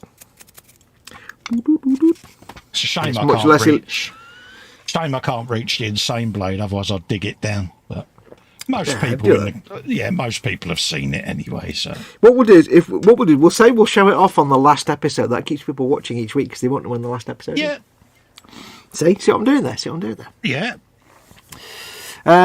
Jeff says pre-dawn patrol of the wastelands is complete with dog meats 1 and 2. Random junk encountered and ignored. Oh dear. Well, we can do a comparison at the end of a normal built baneblade and then the insanity that you can go to. Yeah, I see what you did. Right, here we go. Jeff says tea made with a kettle, heated on a stove. If I put my kettle on the stove, it would melt because it's plastic. Do you mean a metal tea? Yeah, he's probably got a whistling kettle. Yeah. Tea is Tea Valley Royal, a loose leaf 900-gram container for £5 at the local Indian grocery store. This is correct. Yeah. So he's making actual tea with a T&T strainer. Yeah, proper loose tea, yeah. That is well, but he stops at that point. Yeah, I take it he's using a teapot.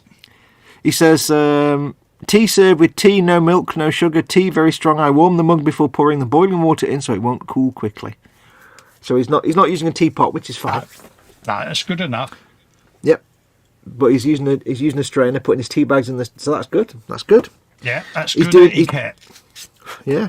So he's doing it the proper way. There's proper way is tea bag, hot water, give it a couple of minutes, milk. But then the proper way is actual loose leaf tea. Yeah, loose leaf tea in a teapot. Yeah, I've got to be honest, I've never actually made loose leaf tea. Yeah. I'm only a casual tea drinker though. So my tea routine in the morning, me first cup, because I always leave me tea bag in so that it stews. So as you drink the tea, it gets stronger. But my first one of the day is always a double bag bobber. And my missus is like, that's like tar, and I'm like, yeah, builder's tea. See, the thing is that because I say I'm not a big tea drinker. I go through phases where I really like tea and I drink tea, because the problem for me is I drink coffee and I can leave it to go cold and I'll still quite happily drink it, but tea I can't drink cold because once it's gone cold it's like But that's tea in the summer. That's nice. I don't like strong tea. I keep my tea bag in and squish it around a bit and then take it out. I don't leave mine to brew. Yeah, I've seen your tea. You just put a light stain in the milk, don't you? I just have a suggestion of tea. Yeah, it's like, he's just literally drags the tea bag across the cup of milk, and it's like, yeah. I do squeezing. Yeah, but it's let it stew, mate. Proper. It's got to be like tar. Yeah. I think for me, I like tea when it's refreshing and light, but if it's too strong, I'm not really into it that much. Oh, mate, it's got to slap you round the chops. Bit like the Tango Man, you know, it's one of them. You know when you've been tangled. Yeah, it's proper, you know. Slaps you up the side of the chops with a wet kipper. Oh, yeah. All right. Hugh Gordon says, yeah, building site tea's the only tea I drink. Exactly, you. Exactly, mate. You're a man after my own heart. So you get a pass, Jeff. You're doing it at least correctly, which is good. Yeah. That's gold medal status there, mate. Mm-hmm. Right, how is this going together now? Pardon me. Spider pig. Spider pig! It's made of pigs and not spiders. It didn't really work, that, did it? It didn't. No, it kind of just fell off a cliff. Stefan says, groceries are delivered. Belly will be something made using slices of bread, a can of tuna, cheese, and a hot oven. Ooh. If you have any pasta, like tagliatelle, can I recommend a simple mix of tagliatelle, if possible, tuna, but don't put it on yet. Cook the pasta. To the pasta, just add heapings of butter and some herbs, perhaps to taste, and a little bit of, say, salt and garlic. And then get it in your bowl, and then just get your tuna and apply the tuna to that and mix it all up. Like tuna from a tin, so it's cold. Yeah. And just mix it all up. It's just a nice, simple little quick snack. Really, I love tagliatelle, you see. It's my favourite pasta.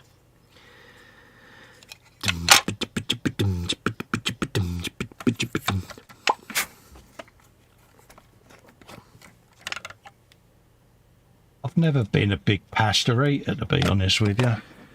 No. If I want something quick, it's fine. Yeah. But I've always found Italian food kind of boring. Yeah. But if I want something quick to eat and I want something big to eat, like if I'm like, I want something for my dinner, but I can't be bothered making anything complicated. Stick some pasta in a pan for 12 minutes and apply some random other nonsense to it. That's fine. Even if it's just pasta with butter and some herbs sprinkled on it, that's fine. It's just pasta then, but yeah, it's something to eat. But I do like tagliatelle. Oh, it's like a bowl full of flatworms. I love it. Yeah. Flat spaghetti. Oh. So I was partial to a good old spag bowl. For some reason. Spag bowl. Yeah, spag bowl. Spaghetti bolognese. I know.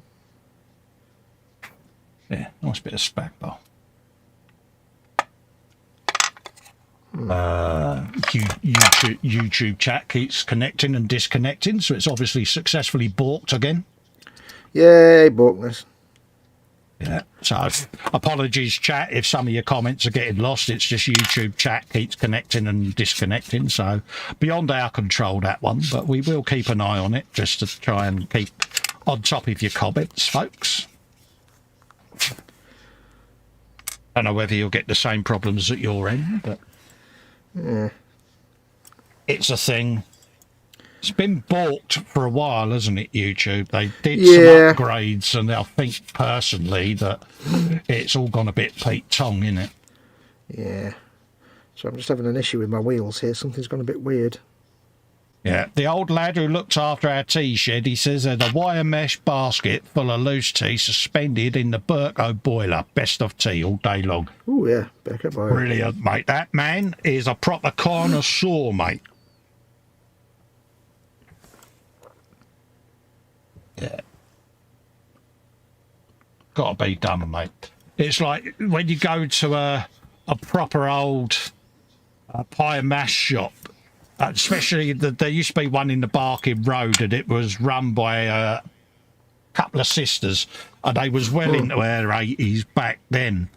But it was proper ye olde tea and the big restaurant teapot with the big handle on the front, and oh, it was proper stewed, mate, and it was mint, you know, it was, oh.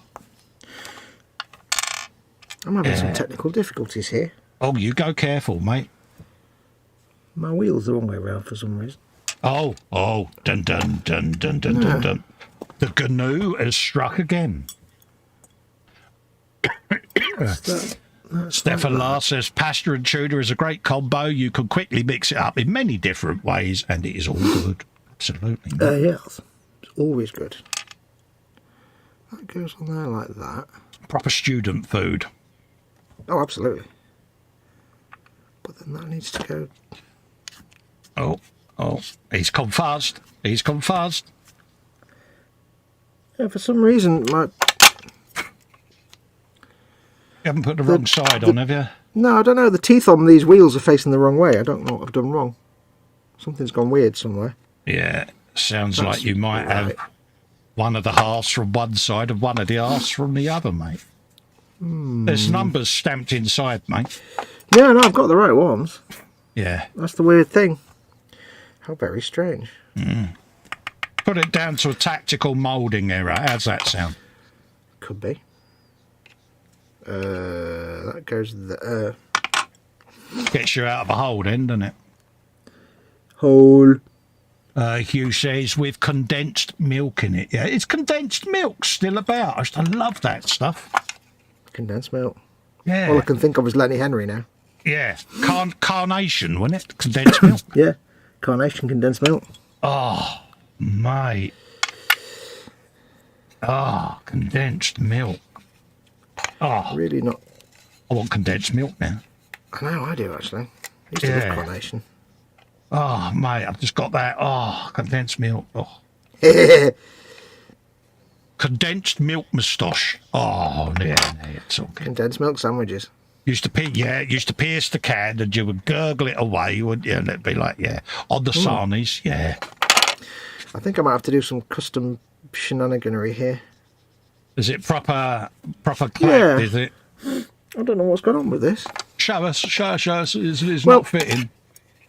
Well, You've got your semicircular cutout, yeah. Yeah, but then when you put that in line up, the teeth for the tracks are on the inside, which is not right. Turn it around the other way. It's 180 degrees? No? No, because it's the D shape. It locks into place. Yeah, I know that. You can only have the teeth facing that way. Yeah, you've got a D on both sides, don't forget. Yeah, but it's the specific long end and the short end. I was only trying to help, mate. No, I'm just trying to think. Because you've got the specific long end and short end, it doesn't actually. Are they You're a long end. You're made of long ends. Right, that needs to go R6. The long end goes into R6. And it's definitely R8. R8! That goes in there. That goes in there. No, it's definitely the wrong way around. It's weird. Yeah. Oh well, I'll have to just bodge it. Yeah. I've never come across that before. That weird. How very strange. Definitely it's that side.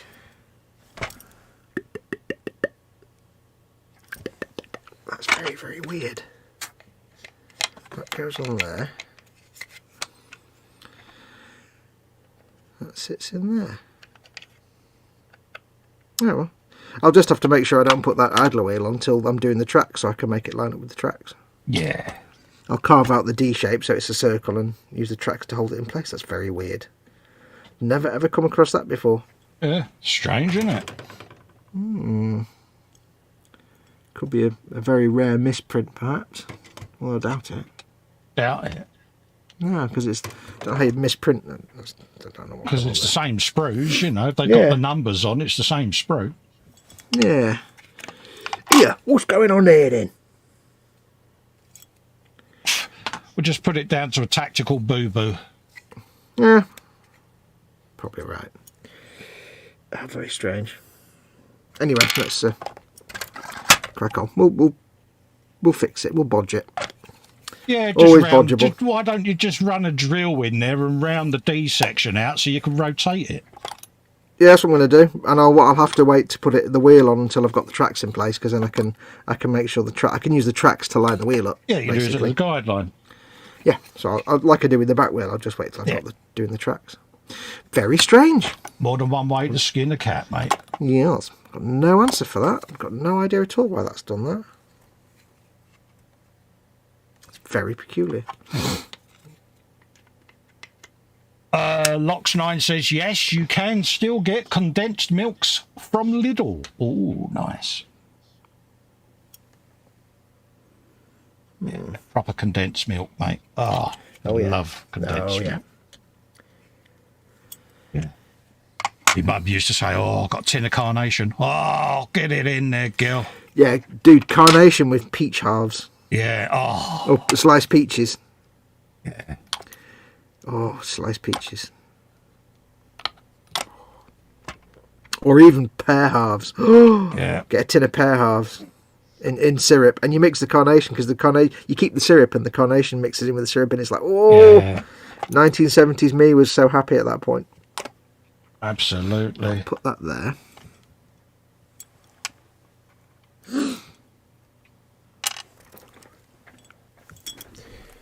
Sniffles again. Suitably sniffled, are you, mate? Oh, yeah. Woo! One sec. There we go. Better. Nothing wrong with the sniffles, mate. Bit of a nosy blow. Yeah, that's weird. I'll have to solution that later when it's all in place. Nothing that can't be fixed. It's probably something I've done wrong, but I can't quite see what I would have done wrong. It's all sent to testers, mate. Yeah. Weirdness. Anyway, what was I doing? Oh, yeah. I had road wheels. That's what we want. Road wheels. La la la la la la la. Road wheels. Get your road wheels here. £3 per pound. Dee dee dee. I mean, what I might need to do is, if I don't get all the tracks cleaned up today and get this track unit finished, I might have to just do it off camera. Because I can do it all in one go then. Yeah. But let's see how we get on. Right, so roading wheels.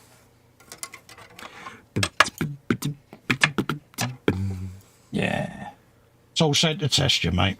Mm-hmm. Oh, yeah. And the funny thing is, it's a bit like, you know, like when you build a Lego set and you have a piece missing. Yeah. And the old adage is that with Lego, if there's a piece missing, you've done something wrong. Yeah. It's never that Lego have missed the piece out. It's that you've done something wrong. Oh yeah. And I've got to be honest with GW kits. 99.9% of the time, if something hasn't worked, you've probably screwed it up somewhere along the line. Oh yeah, I reckon you've probably got one of the bits round the wrong way, but yeah, one of them, mate. You'll suss it out. Yeah, very weird. But anyway, yes. So don't let that seem as a. Don't see that as a quality issue. It's not. That goes that way. That goes that way. There we go. That's there.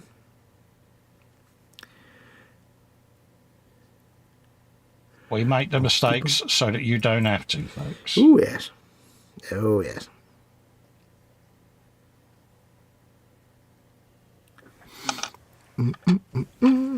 At the end of the day, happens to us all. Oh no, I know what I've done. I know what I've done. I know what I've done. But he knows what he's done now, folks. There we go. Ah, no. Ha! I think I've just figured it out. Right, so... You had been special then. I have been special. Yes. I wasn't paying attention, and of course the reason that wheel doesn't fit the right way around is because that's the drive wheel for the back.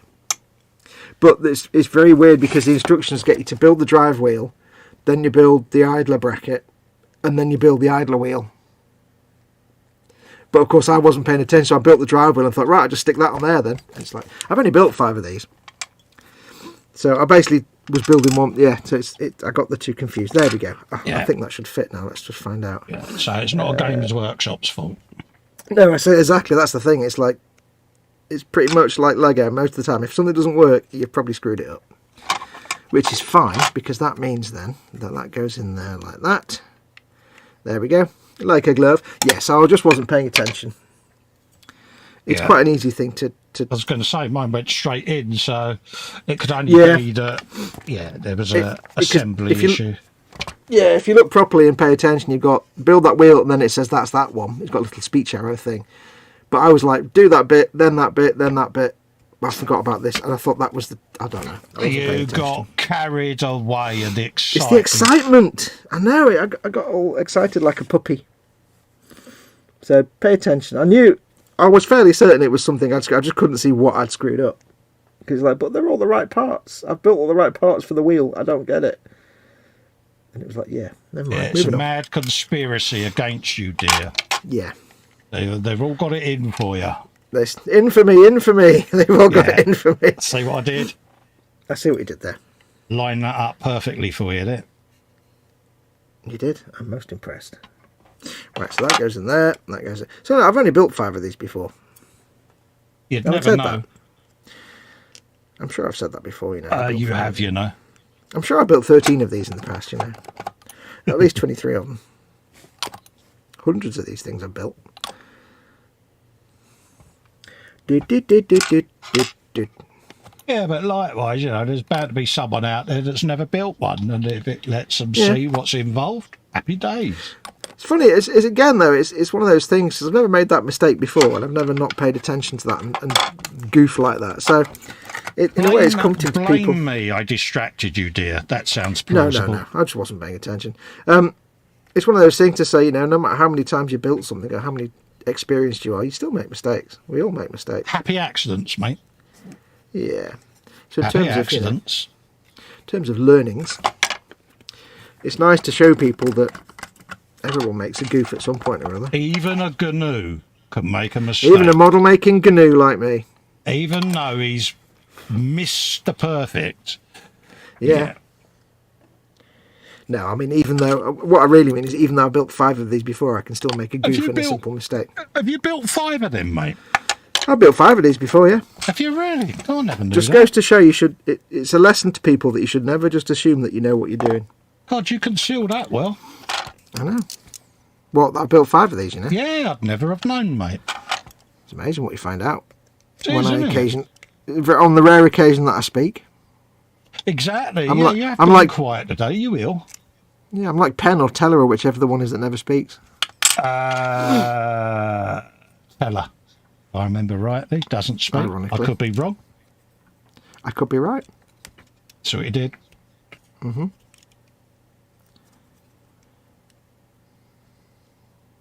The good thing with these like road wheels, the road wheels track, is you don't have to worry about cleaning all the nubs off because they're all in bits you're never going to see. Exactly.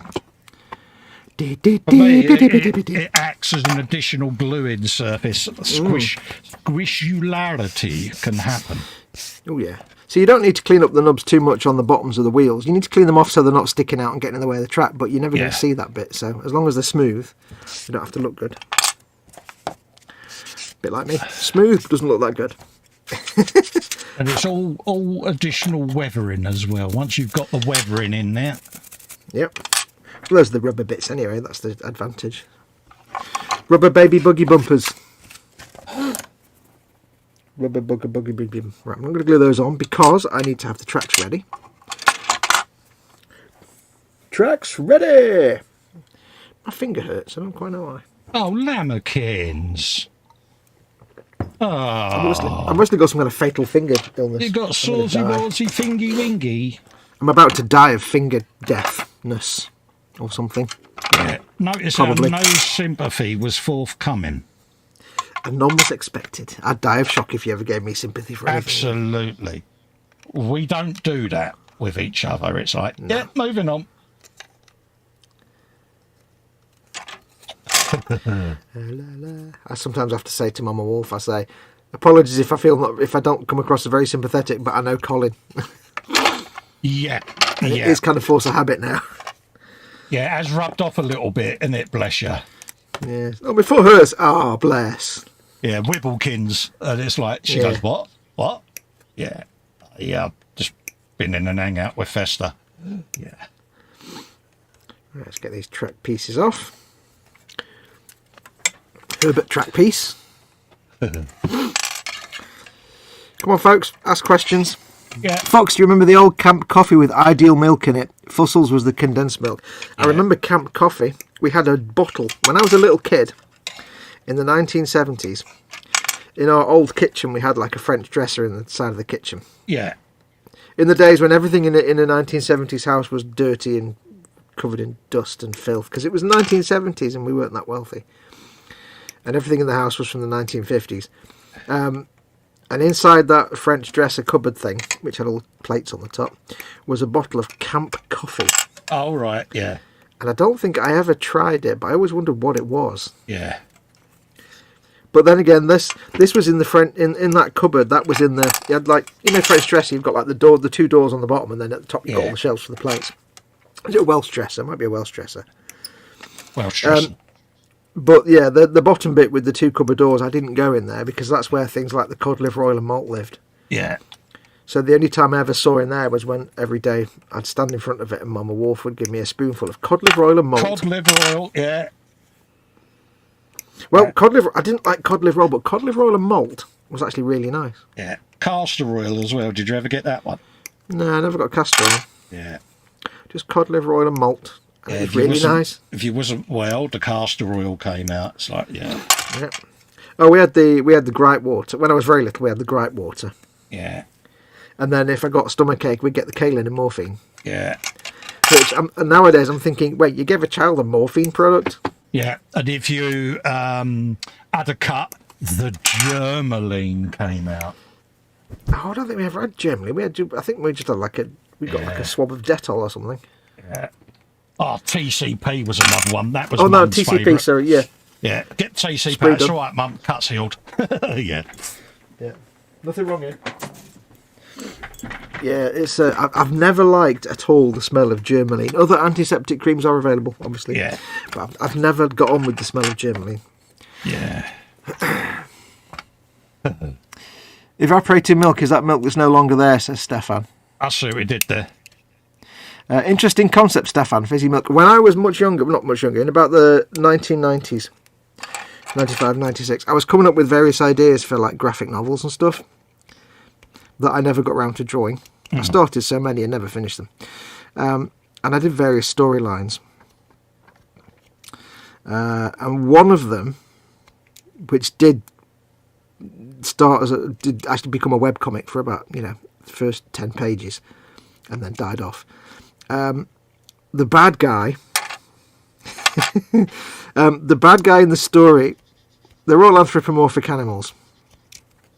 So the main character is this like 6 foot tall alcoholic duck detective. Oh, right, yeah. Who, it was modern day, but because of a mental breakdown and trauma when he was a younger man, he was like stuck in the 1940s. So he was a classic 1940s, gumshoe, hard-boiled detective, but living in the modern day. But to him, he had an old car and he had the big floppy hat and stuff. Yeah. It kind of worked when I thought about it. Anyway, one of the bad guys in the story was going to be this, like, there was basically a beverage company called the Cowca. No, actually, I've gone wrong. I go back 10 years before that. My friend and I were trying to work up a script for a graphic novel, for a character called Cowman, in the style of Batman, but Cowman. Again, anthropomorphic animals. It would be stupid. It would be silly. And the idea is it's like this guy called Bruce Milk, who's Cowman, and he's actually like a 6 foot tall horse, but his alter ego is Cowman. He dresses up like basically Batman, but with like, it's hard to explain. Anyway, his nemesis would be this character who was the face of the Coca-Cola company, who made a fizzy milk drink. And we designed the logo and everything, and I even mailed the Coca-Cola company and said, listen, we want to do this, but the name's fine, obviously the name's not a problem, but is this logo a bit too close? Could we get away with this? And they were like, yeah, it's a bit too close, you might need to not use that logo, because we got the right fonts and everything. But the idea was that the face of the Coca-Cola company was this adorable, cute, fuzzy kind of kitten type character. Yeah. Who was, in the adverts, was adorable and fuzzy and you just want to pet him, but in real life he's a complete, absolute psycho. Yeah. And he hates the fact that everybody thinks he's cute and adorable because he hates everybody, basically. He's like, he wants to kill everybody. But that was the idea, so we had this fizzy milk drink. And then I'm pretty sure about a few months ago, I actually saw an advert for a fizzy milk. I was like, really? Damn, I should have. Yeah, you missed an opportunity there. Yeah. Yeah, you because never know, like Rodney, you could have been a millionaire. I know, millionaire. Yeah, like this bad guy. He was the face of Coca-Cola. He was the one in all the adverts. He also hated milk, so that's one of the other reasons he was a complete psycho. Hated milk, hated being cute and fuzzy, and all this kind of stuff. It was very weird. This was the 1990s. There may have been ingestions. Yeah. And lots of beer, and we had this idea, and we wrote a whole script for it and everything, but I never got around to drawing it. But I think I've got some of the like test artwork we did. Yeah. On my Facebook profile, like on my personal one, I've so seen nobody it. gets access to that. Yeah, because you sent me the artwork. I remember the one with the floppy hat because you did the picture. Yeah. Wasn't he stood by a car or something? Yeah, that was Sax Monroe, my detective duck. He had a Citroen something. Yeah. Citroen something from 1940s Citroen. It was his car. But yeah, Catman was basically like 1989 Michael Keaton Batman. Imagine 1989 Michael Keaton Batman. Yeah. But instead of the bat sigil on his front, he's got like a bull shape with horns. His cowman's got a bull. And his belt buckle was basically a square with like 6 teats in it, but like 6 like sticky out bits. Yeah. So he was cowman. But he looked like, and his mask was more cow-like than bat-like. Yeah. He had horns, and it looked really cool. But I was really into like 1989 Michael Keaton Batman at that point, so that was bizarre. Yeah, but the Milk-Cowler company, Coca-Cola. I'm impressed. And the fact that Coke said we're fine with it, just don't use that logo. Okay. Yeah. Can't argue with that then. Because I thought I was so smart coming up with Coca-Cola. Oh, it's fizzy milk drink. Coca-Cola. Oh no. Yeah. It would have been a really bad. It was a really, really bad story. Yeah, that would have been a court case, wouldn't it? Yeah. Well, no, they were fine with that. They were fine with the name and everything. It was just they said you can't use the font you've used. You can't use if it was the official font. You can't use that. Make sure the design looks nothing like any of the Coke logos. But other than that, Yeah, you can't have that mistaken identity thing, can you? Yeah. But I was so proud I came up with Coca-Cola. I'm impressed, mate. I was like, dude, fizzy milk drink, and it's called Coca-Cola. We were going to call it Milk-Cowler at first. That made no sense. So it's Coca-Cola. Oh, man, that was my moment of... I couldn't get better than that. I just gave up drawing at that point. It's the best idea I ever had, and I just never did anything with it. Yeah. It's one of them, though, isn't it? Hindsight's a wonderful thing, isn't it? Yes.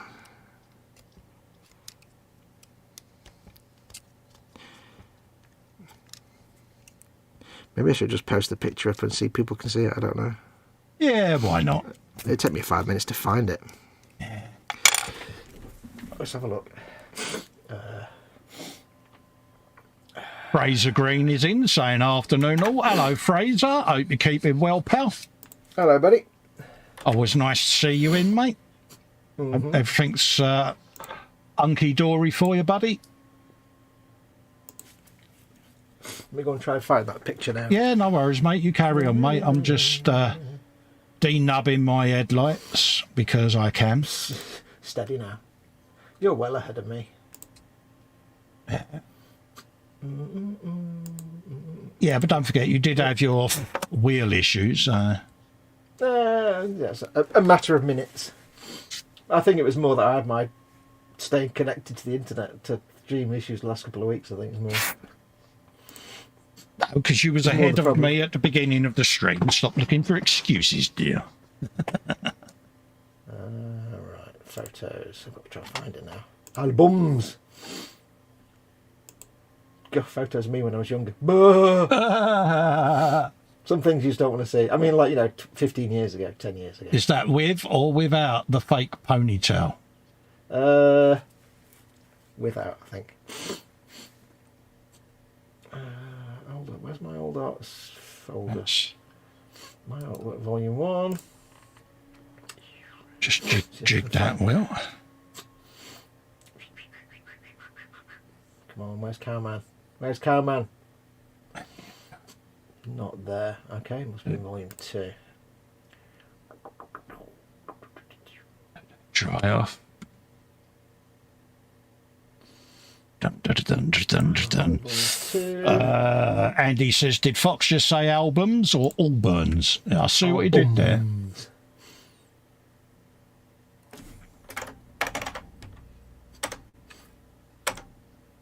There you go. So we got a bit of that going on, is it? I can't find it. I've got. That's right. You can always look for it during the week, mate. Yeah, I did have a folder with old art in it, but I can't find it. So. There you go. Oh, there we go. Hang on. It's a bit of Brahms, that one. Just the one. There we go. Got it. Right, let me do that and then save it. It's not a very good photograph, but.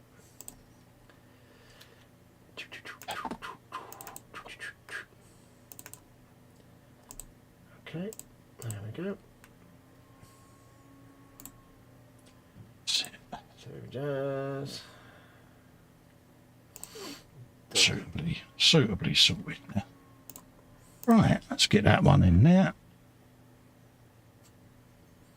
With you in a moment. Jeff says, all rise, Andy is back. Yeah, we was only killing time, Jeff, until he got back, mate. Yeah. Lord McLeish of Andiness. They was probably nipping out to get some more sensations, Jeff, because... Yeah. Oh, okay. I'll do it next week because I'll have to sort out uploading it to my website. So I'll do that next week. It needs me to do some stuff. Never mind. I've found it, but I'll... All the important stuff. Well, I suddenly realised I'd have to load it to my site, but then I've got to sign in and do all that.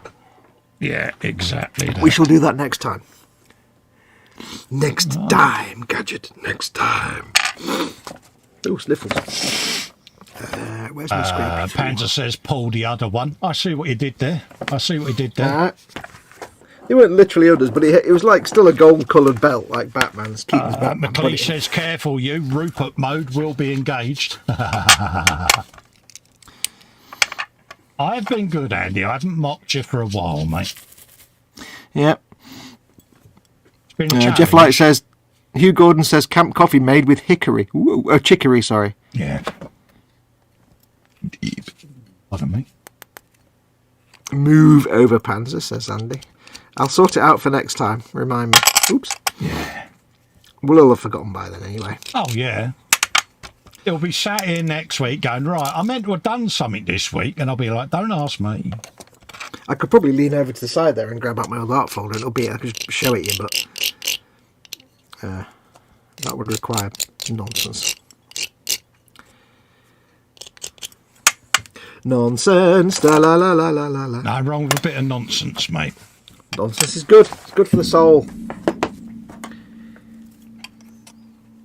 It's not good for the heart. That's beans.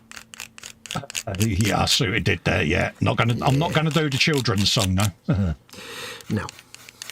So, what have you got planned for this week then, buddy? Anything on your must be done this week plan, or is it just? It's taking each day as it comes, mate.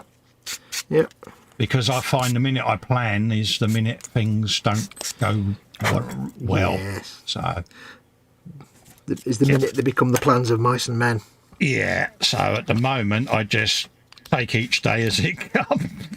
Yeah. Yeah. You know, I've got a few builds on the go that I'd like to get finished, but again, it's... Yeah. You'll get there eventually. It'll get there eventually, yeah. Hopefully things will all start calming down a little bit. Yeah. At the moment, it's, as you know, it's day at a time. Yeah. All right. Let's take this glass mat off. It's doing my head in. It'll come good. All good things come to those that wait. Yep. Patience is what you need in this hobby. Absolutely, mate. So, yeah. One day I'll get it, maybe. Right. We got a bit of that, See, the one thing I struggle with, if you're any kind of artist, and I'm not saying I'm good, I'm saying any artist who does any kind of art, you need patience. I haven't got any of it. So the moment I start a creative process, I'm bored and I want to get to the end bit because it's the end bit I want to see. Yeah, you want that terrible. reveal moment instantly, don't you? I want to be able to look at the thing what I have wrought and say, "Ooh, I like that," or "Ooh, that's terrible." It's like I'm too impatient even for the creative process that I love so much. I'm rubbish, basically. Terrible me. I think we all have a little bit of that, though, don't we? Where you want to see the reward of all your effort. It's the end product that I'm interested in. It's not the actual doing it to get there. Yeah. Which is why sometimes I find the building part of a project quite boring. It's the same with drawing. It's, you know, I enjoy the drawing process, but sometimes it frustrates me because I just want to get to the end so I can look at it. I mean, I want to see the thing. Since I've known you, I've always had that. You prefer the painting rather than the building. You know, it's always been your thing, isn't it? Yeah. I don't know why. It just is. Hey, mate, at the end of the day, it's what you prefer. It's what you prefer, isn't it? It's no. I think to me, it's that the painty bit is where I can be creative, whereas the buildy bit, for the most part, is just sticking stuff together. Yeah. I don't. Although, you know, I know this. You can get creative and start modding things, but I've never enjoyed that, so that doesn't really factor into it for me. So it's more like it's a bit I have to get to. So, but yeah, it's like even drawing and stuff like that. It's like, this is boring. I want to get to a bit where I can look at it and say, I drew that. Yeah. Or that's terrible, or, you know, whichever the outcome is. Yeah, I like the chopping things up, scratch building and side of stuff, and then and then once that's over, everything else to me is a little bit of an anticlimax. Yeah, you're a bit like Steve Mundy with his scratch building. He loves the building bit. He has no interest in the painting at all. No. You're lucky if he gives it a coat of primer. Yeah, but that's what he likes to do. Again, we've all got our preferences, haven't we? Yes, preferences. Isn't that what makes this hobby so good? Because of the variety of things and techniques and ways that people achieve the same result. Yeah. Are you okay if we go a bit long today? So I can get I'm all right, mate. I'm just battling away. Sorry I'm off screen. It's just one, I'm stood up, and two... Oh yeah, get stood up. I need to see what I'm doing, and if it's too far away from me, I can't actually see where I'm putting me sprue goo. So you need to know at all times where you're putting your goo. Ooh, that doesn't sound right. All I'm doing is I'm just doing me drums, but no, you do what you got to do, mate. Yeah, go however long you need, mate. It makes no odds to me. I mean, normally we finish about 2 o'clock, but if we do an extra 15-20 minutes, it's not the end of the world. Go to 2:30 if you want. You can even go to 3 if you want. It's whatever you want. Yeah. Well, it's how long a lion does Mama Wolf get? That's the thing. You know, that's what I'm mindful of. Is you've got other things to take care of as well. You know, like. Sure she won't complain if she gets an extra half hour sleep. Of course she won't. Cow bag. Yeah, bless her. Works on a very strange schedule. Yeah. Well, I'll get these tracks cleaned up quite quickly then and try and get the whole thing assembled and then... Well, that's it. You know, that's the stage I'm at. I've got me tracks done. I've got me drums... my drums seem hidden, so I'm happy with that, because that can all be settling ready for next week then, see, so... Well, that'll be me next time, you see. I'll have to build the fuel drum part of the track unit, so... Yeah.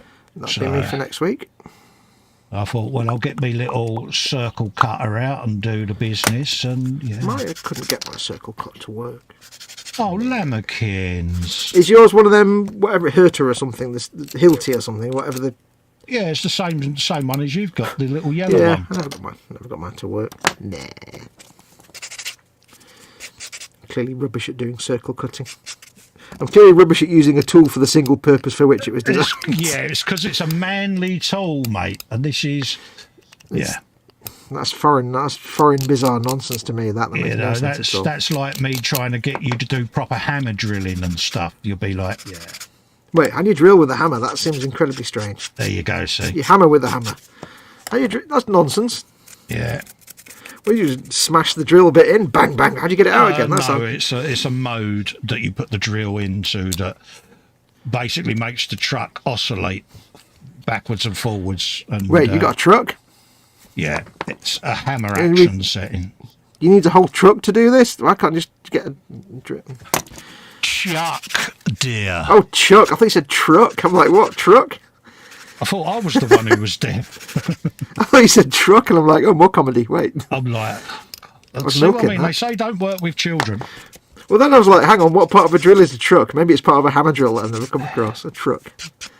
No wonder I've got no hair. Airs and graces. Done well this week, mate. Proud of you. Me? What? Done well what? So proud of you, mate. For doing what? You've not dropped yet. Oh, I see. Oh, yeah, well, there you go. Yeah, the book is off, mate. No one won this week. I like to make sure people don't get their money. Of course, that means you get to keep all the money. Woohoo! Absolutely. Road trip. Don't miss a trick, you, do you? No, certainly don't, mate. You taught me well. Oh, yeah. Mercenary dude, it's the way forward.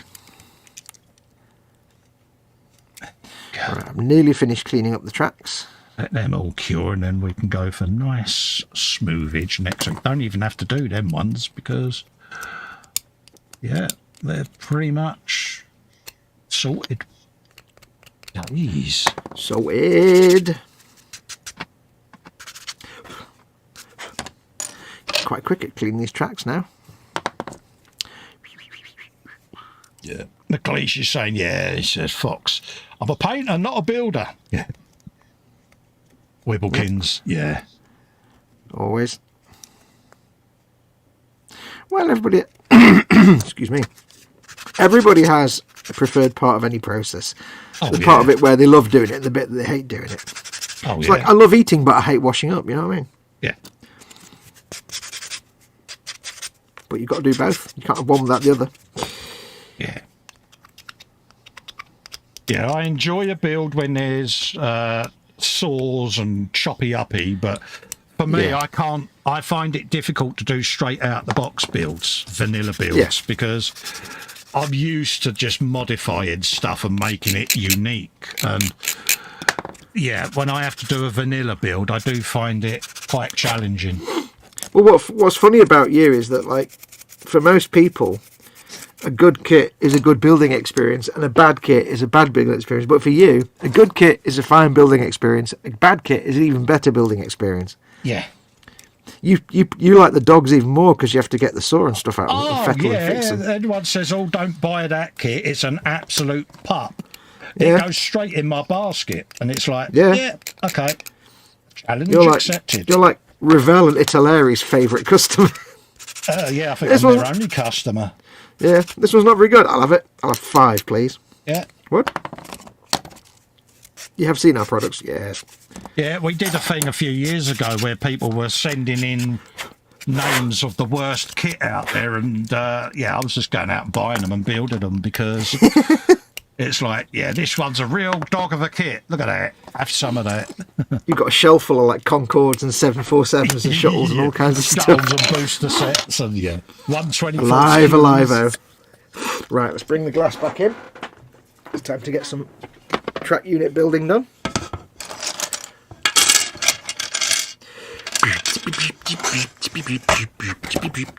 See how quickly I can do this. No, don't rush it. Do not rush them, mate. Oh no, and I'm not rushing them. I just don't want to build them really slowly because I know what I'm doing. Hold up a minute. This is the bloke. Yeah, okay, you know what you're doing. I know many things. I know at least 3 things about something. Yeah, I'm getting worried now. There's no reason at all I should build this slowly now. I'm normally all prissy and fussy and like, oh, just build it, Fox. It's a track unit. Just build it. Yeah, what possibly could go wrong? Yeah. What are the possible consequences that I can possibly ignore?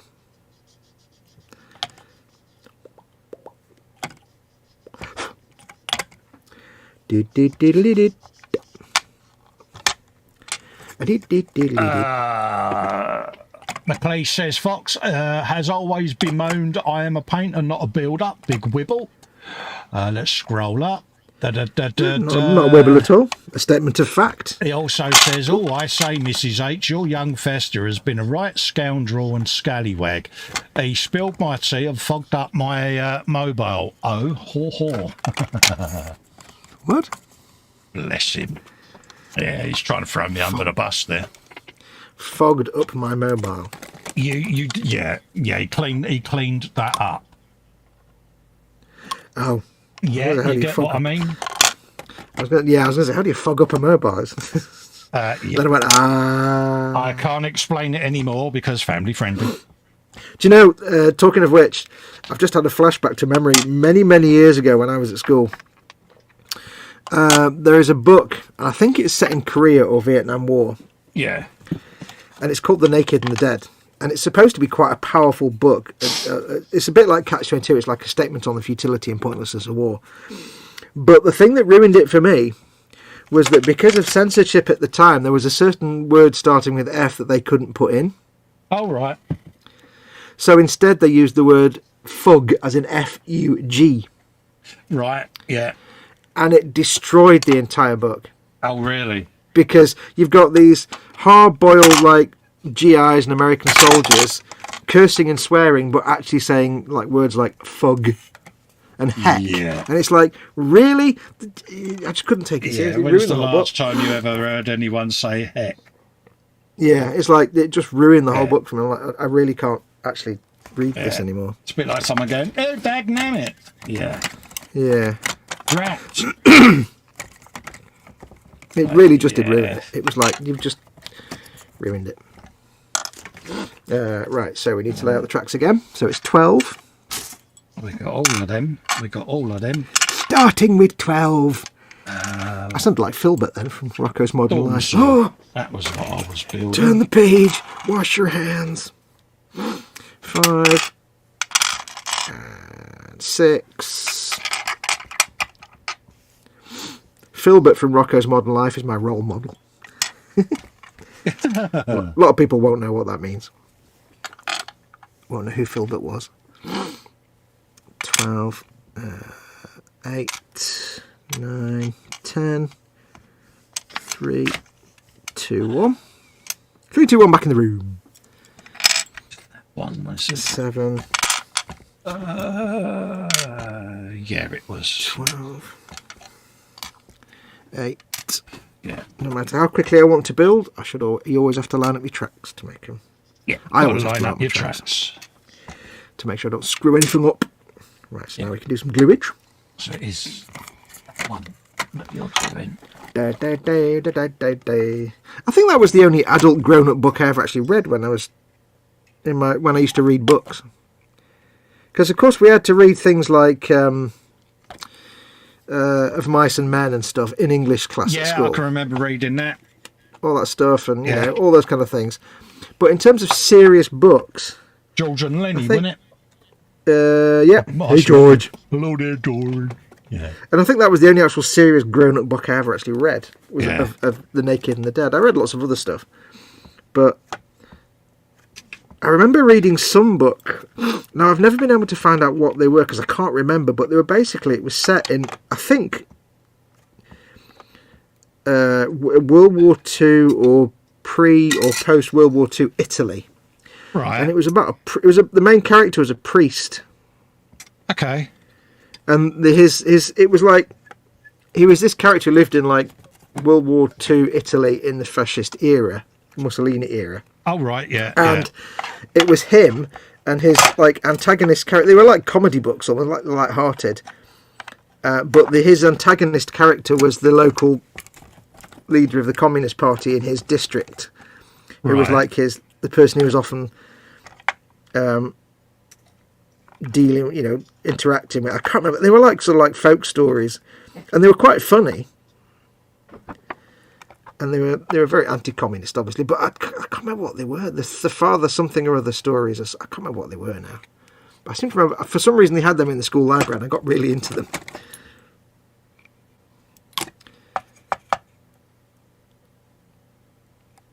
I guess guess I was just a nerd. Everybody else was reading, like, Professor Brainstorm and that kind of crap, and I was like reading. Some of the books we had to read were really, I think, pretty damn decent. Yeah, I mean, unfortunately, when I was at school, because you and I both went to grammar schools and they had a top set and a lower set, and I was sadly in the lower set. So we didn't do the proper intelligent English stuff. We did the slightly thicker kids' English stuff. So although we did Of Mice and Men, we also had to read crap like The Machine Gunners and all that kind of awful and nonsense. So unfortunately, I didn't get quite the best English literature history introduction. 6 goes there. But, it wasn't the greatest, was it? The machine, and there was one that was set in like a sort of weird future thing, and I don't know what it was. I can't remember what it was called now. It was a really crappy science fiction book written by somebody, and it British, so it wasn't very good science fiction to start with.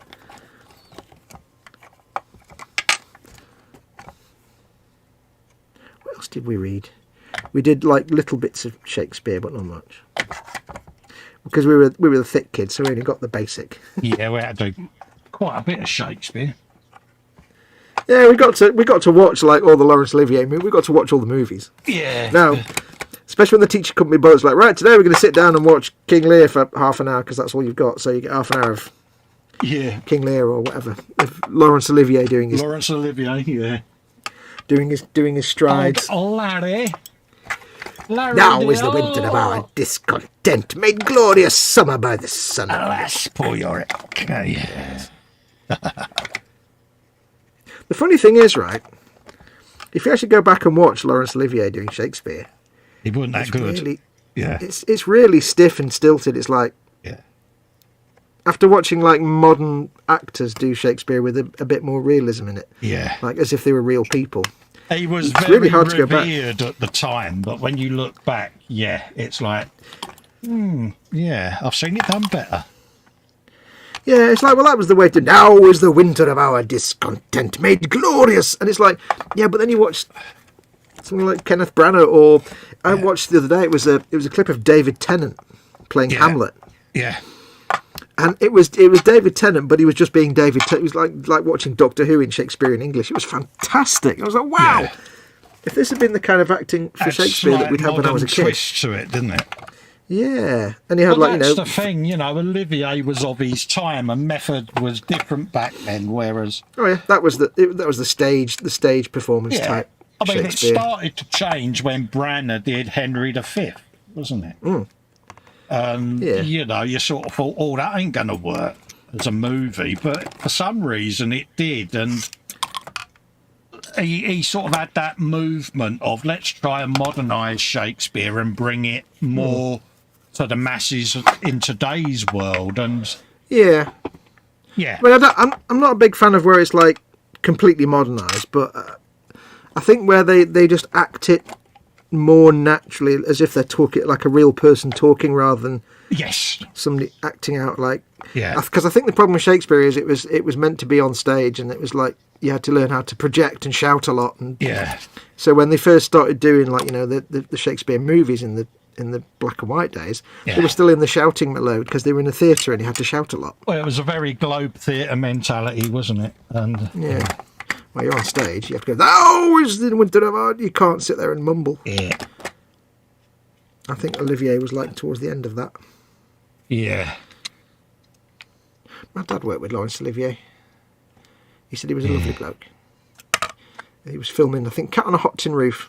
Oh, right, yes. With Olivier. And he said he's really sweet. He's like this little old man, and he's like, he's quite commanding in his performance. When he's like when he's not acting, he's like, "Was that all right, dear?" He's like asking. He turned to me once, and my dad was the cameraman. He said, turned to me once and said, "Was that all right, dear?" And he's like, "You're the famous Shakespeare actor. I'm a cameraman. I don't know. It was good to me." Yeah, but he was a proper old school lovey, wasn't he, Olivier? Yeah.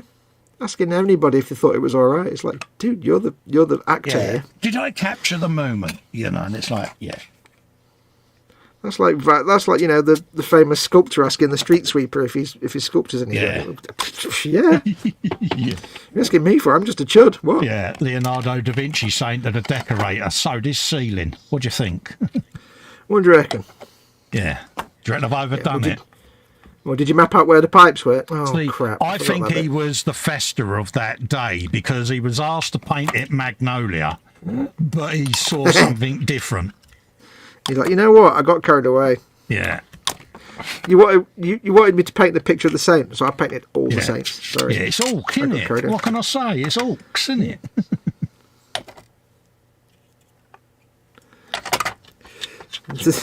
Article in the Times. Ridiculous amount of Warhammer 40,000 orcs found in the Sistine Chapel. Who would have thought it? Yeah. Yeah, right, Da Vinci's version of an insane blade. Again, because I used these, because I glued that wheel on at the end, and it was very, very wobbly, but I can use the tracks to get that track to sit in. And this last piece here, which sits on a ledge, locks it all into place. So if you're making these tracks, as long as you try and do the tracks all in one go and stick the drive wheel on at the same time, the front wheel, idler wheel, that always fits perfect. Don't you worry about that. But just make sure you put the drive wheel on just before you do the tracks, because then you've got room to move it around. If you don't, you really risk having the drive wheel in the wrong place, and then your tracks won't fit. So I always strongly recommend that. Stick your drive wheel on, give it 5 minutes, then do all your tracks all in one go. Otherwise you may come unstuck. Quite literally. Exactly. Yeah. Don't matter what other order you do the tracks in, but just make sure you do that. You do it in a way that works for you. Yep. It's just that drive wheel. You can do that first. The first time I built one of these, I put the drive wheel on, and it was it was a nightmare to get it all done, because it glued in place and left it to the next day. And it's like, oh great, it's slightly in the wrong position. Have you built more than one then, dear? Yeah, I've built more than one, I think. I'm sure I've built more than one of these. But like, think of a number. Johnny Ball. Oh, Johnny Ball. Blast from the past. Yep. Today I'm going to make a flexahexagon. Good man. A flexahexagon, you say? Yeah. Intriguing. See, I've still got a little bit of spin in this front wheel, so I can move it around a bit to make this track unit fit. A flexahexagon, I'm impressed by that. Yeah. Do you need to? Does that do you need that for the production of blocker boots? Blocker boots. That's still on YouTube. Blocker boots. If they're blocker boots, blocker boots. Nobody knows what the hell we're talking about if they're not in the UK. Yeah. This is good traditional British television that we all grew up with. Go on YouTube and just type in blocker boots. BLOKKA, I think.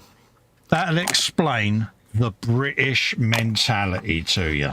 Blocker boots, order yours today. So if you want to know why British Gen X people are so eccentric... Are we Gen X? You are a Gen X, aren't we? Yeah, we are Gen X, mate, yeah. Good, that means we're not millennials. Yay! Oh, hooray! Yeah. I feel better. Millennials is from mid-90s onwards, wasn't it? Yeah. Yeah, I think we're a little bit older than that, mate. Gen X. Yeah, Gen X, Generation X. That used to be a band with Billy Idol in, didn't it? Colin. Yeah. Colin. X. I know. X. Yeah, behave. I'm not... Gen X. Yeah. Just saying. Yeah, I'm best eccentric. You're exceptional. I see what you did there. Should we just leave now? I think is what we need to do. Yeah, I think you need to.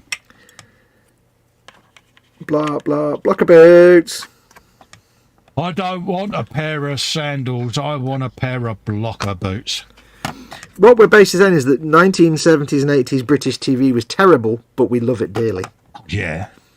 It was the worst, but also... Deep down, you wanted a pair of blocker boots, didn't you? I think even at that young age, I was like, they're rubbish. Yeah. Oh, they were a bit lame, weren't they? But it was just the insanity of it, wasn't it? The only thing about why I don't knew that I actually specifically remember is A, blocker boots, for some reason, I don't know why, and B, they used to be everywhere, and then they just suddenly started being in Ireland all the time. Yeah, that was it, yeah.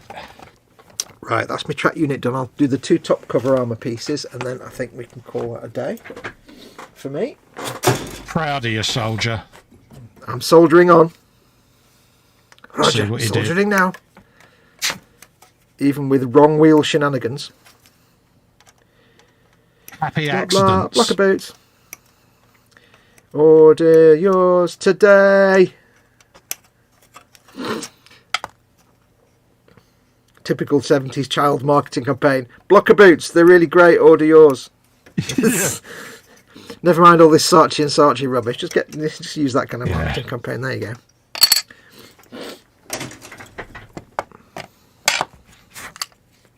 Mr. Kipling makes good cakes. Buy them.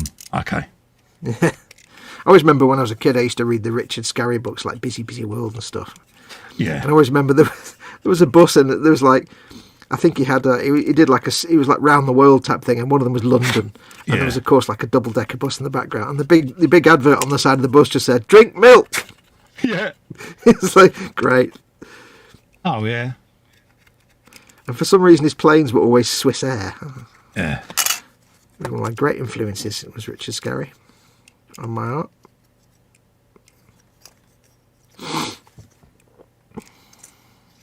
Lowly Worm and Mr. Fix-It Fox. Which is, ironically, the worst possible name you could give me. It's the one thing I could never do, is fix anything. Yeah, it really doesn't, doesn't sit well, does it? I mean... No. Yeah. If there's anything that I am the furthest from, it's Mr. Fix-It Fox. Yeah, I think people like Tommy Walsh are pretty safe with you around, aren't they? See, I inherited my dad's DIY skills. My dad is the only person that can make shelves perfectly vertical. Yeah. Every time, without fail. Without a spirit level.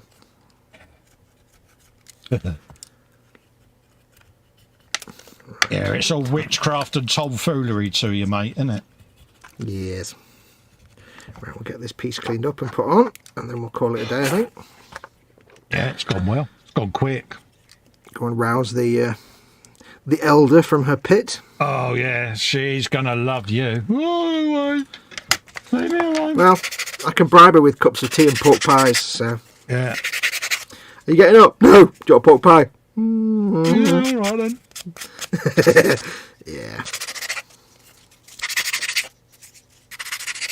Oh, knocking now, You'll sir. probably find that she's been downstairs for the last hour. Then she'll go all Andy Pipkin and quickly sneak upstairs when she realises that the show's ended. Oh, I don't want to get up. I wish she'd been downstairs for the last hour, but we're brilliant. Yeah. It's like having a teenager sometimes. Yeah. Sleeps all day. Yeah, she'll go all goth next, mate. Oh, God, really? Yeah. That seems like a really bad idea. Yeah. Who in the audience has had teenage sons that went through the goth stage? Yeah. You'll know exactly what I mean. And they all thought they was the first to do it. Oh, yeah. Nobody's ever been a goth before. Yeah, Dad, why have you got black hair in the photo? That's because I was going through my goth stage. Hey, you was a goth? Yeah, we did it before you, mate. Yeah, nobody's ever been a goth. The 1980s I want to have a word. Yeah, we did it so much better as well. Well, yeah, because if you're a goth in the 1980s, you're permanently depressed because the 1980s were permanently depressing. Yeah. If you're a goth in the modern day, life's brilliant. Yeah. There's so much technology. There's nothing to be depressed about. Like if you're a goth, it's like, what are you going to get depressed about? Yeah. Yeah, you can't. I was going to say Thatcher's not in government, but then it wasn't really a government thing, was it, with goths?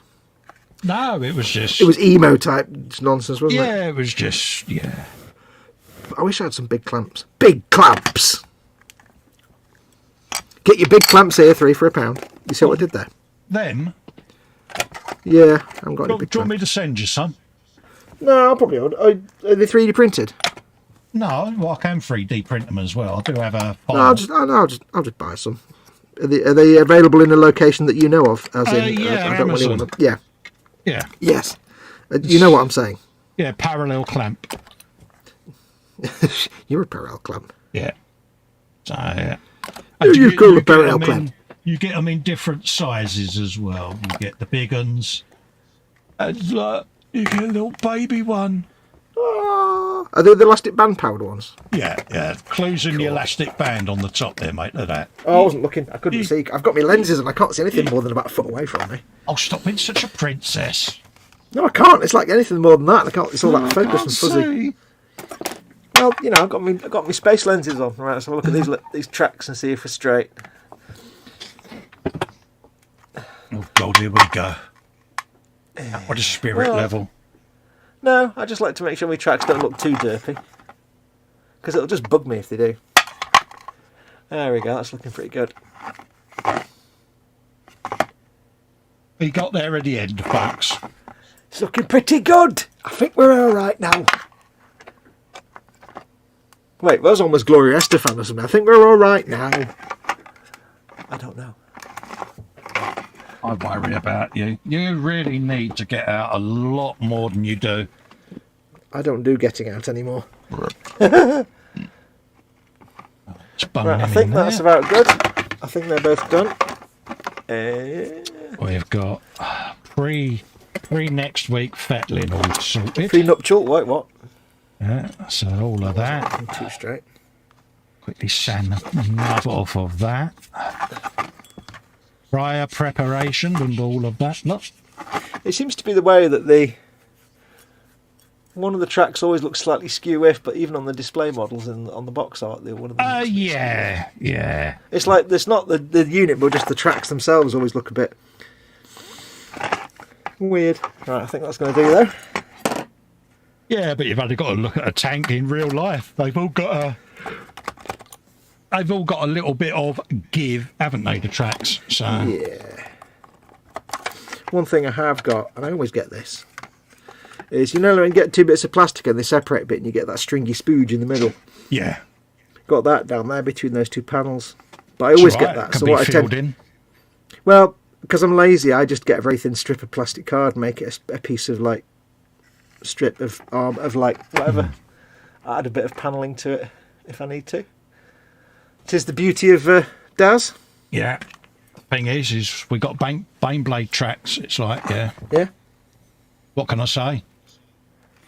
Don't matter if it's not perfect because it's a baneblade. Shut up. Absolutely. Right, got loads of bits and bobs ready for next week. Yeah, I think they're good. I think we'll do. So I think that is pretty much that. Barrels are done. It doesn't matter how much you fettle. Guaranteed, whenever you make a thing like this, you'll get a little bit of when you put it on a flat surface. Yeah. No matter how careful you are, you'll never get anything lined up. Yeah, that'll be joined up and put on the 3D print bed. So Look at that! You got all your armour bits ready. Oh, so far ahead of me. yeah, I'm proud I've of you. just been sitting here preparing and fettling while she was doing your tracks because otherwise I won't remember which variant I was building, even though I've marked it up. Yeah. I thought, well, I might as well just cut them off and be done with it. And You know me, I'm such a slow builder. no, it's not a race at the end of the day. So yeah. That's going to do us. Oh, excuse me. Yawny. So massive yeah. big thanks for everyone that's come in and kept Yes. us to Idiot's company. Yes, thank you massively. Hopefully you've enjoyed it this week. Yeah, it's gone nice and quick, and we've both got quite a bit done on the baneblades, mate, haven't we? So Don't forget, of course, this kit is available from eModels.co.uk, your one-stop shop for all your model making needs. There is a link in the description below the video to buy this specific one. This Absolutely. is the original release without the extra sprue. I don't know when they'll get that one in stock, but they've still got this in stock, so you'll be getting this one without the extra sprue, which is a bit cheaper. it's a bit cheaper anyway, so yeah. But yeah, that's going to do us. I think we'll come back next Absolutely. week. We'll crack on, do more. So we'll see you for the next one, which will be next week. And stay safe, everyone, and we'll see you on the next one. Take care, kiddles. Bye-bye for now. Adios, Bye. amigos. Bye.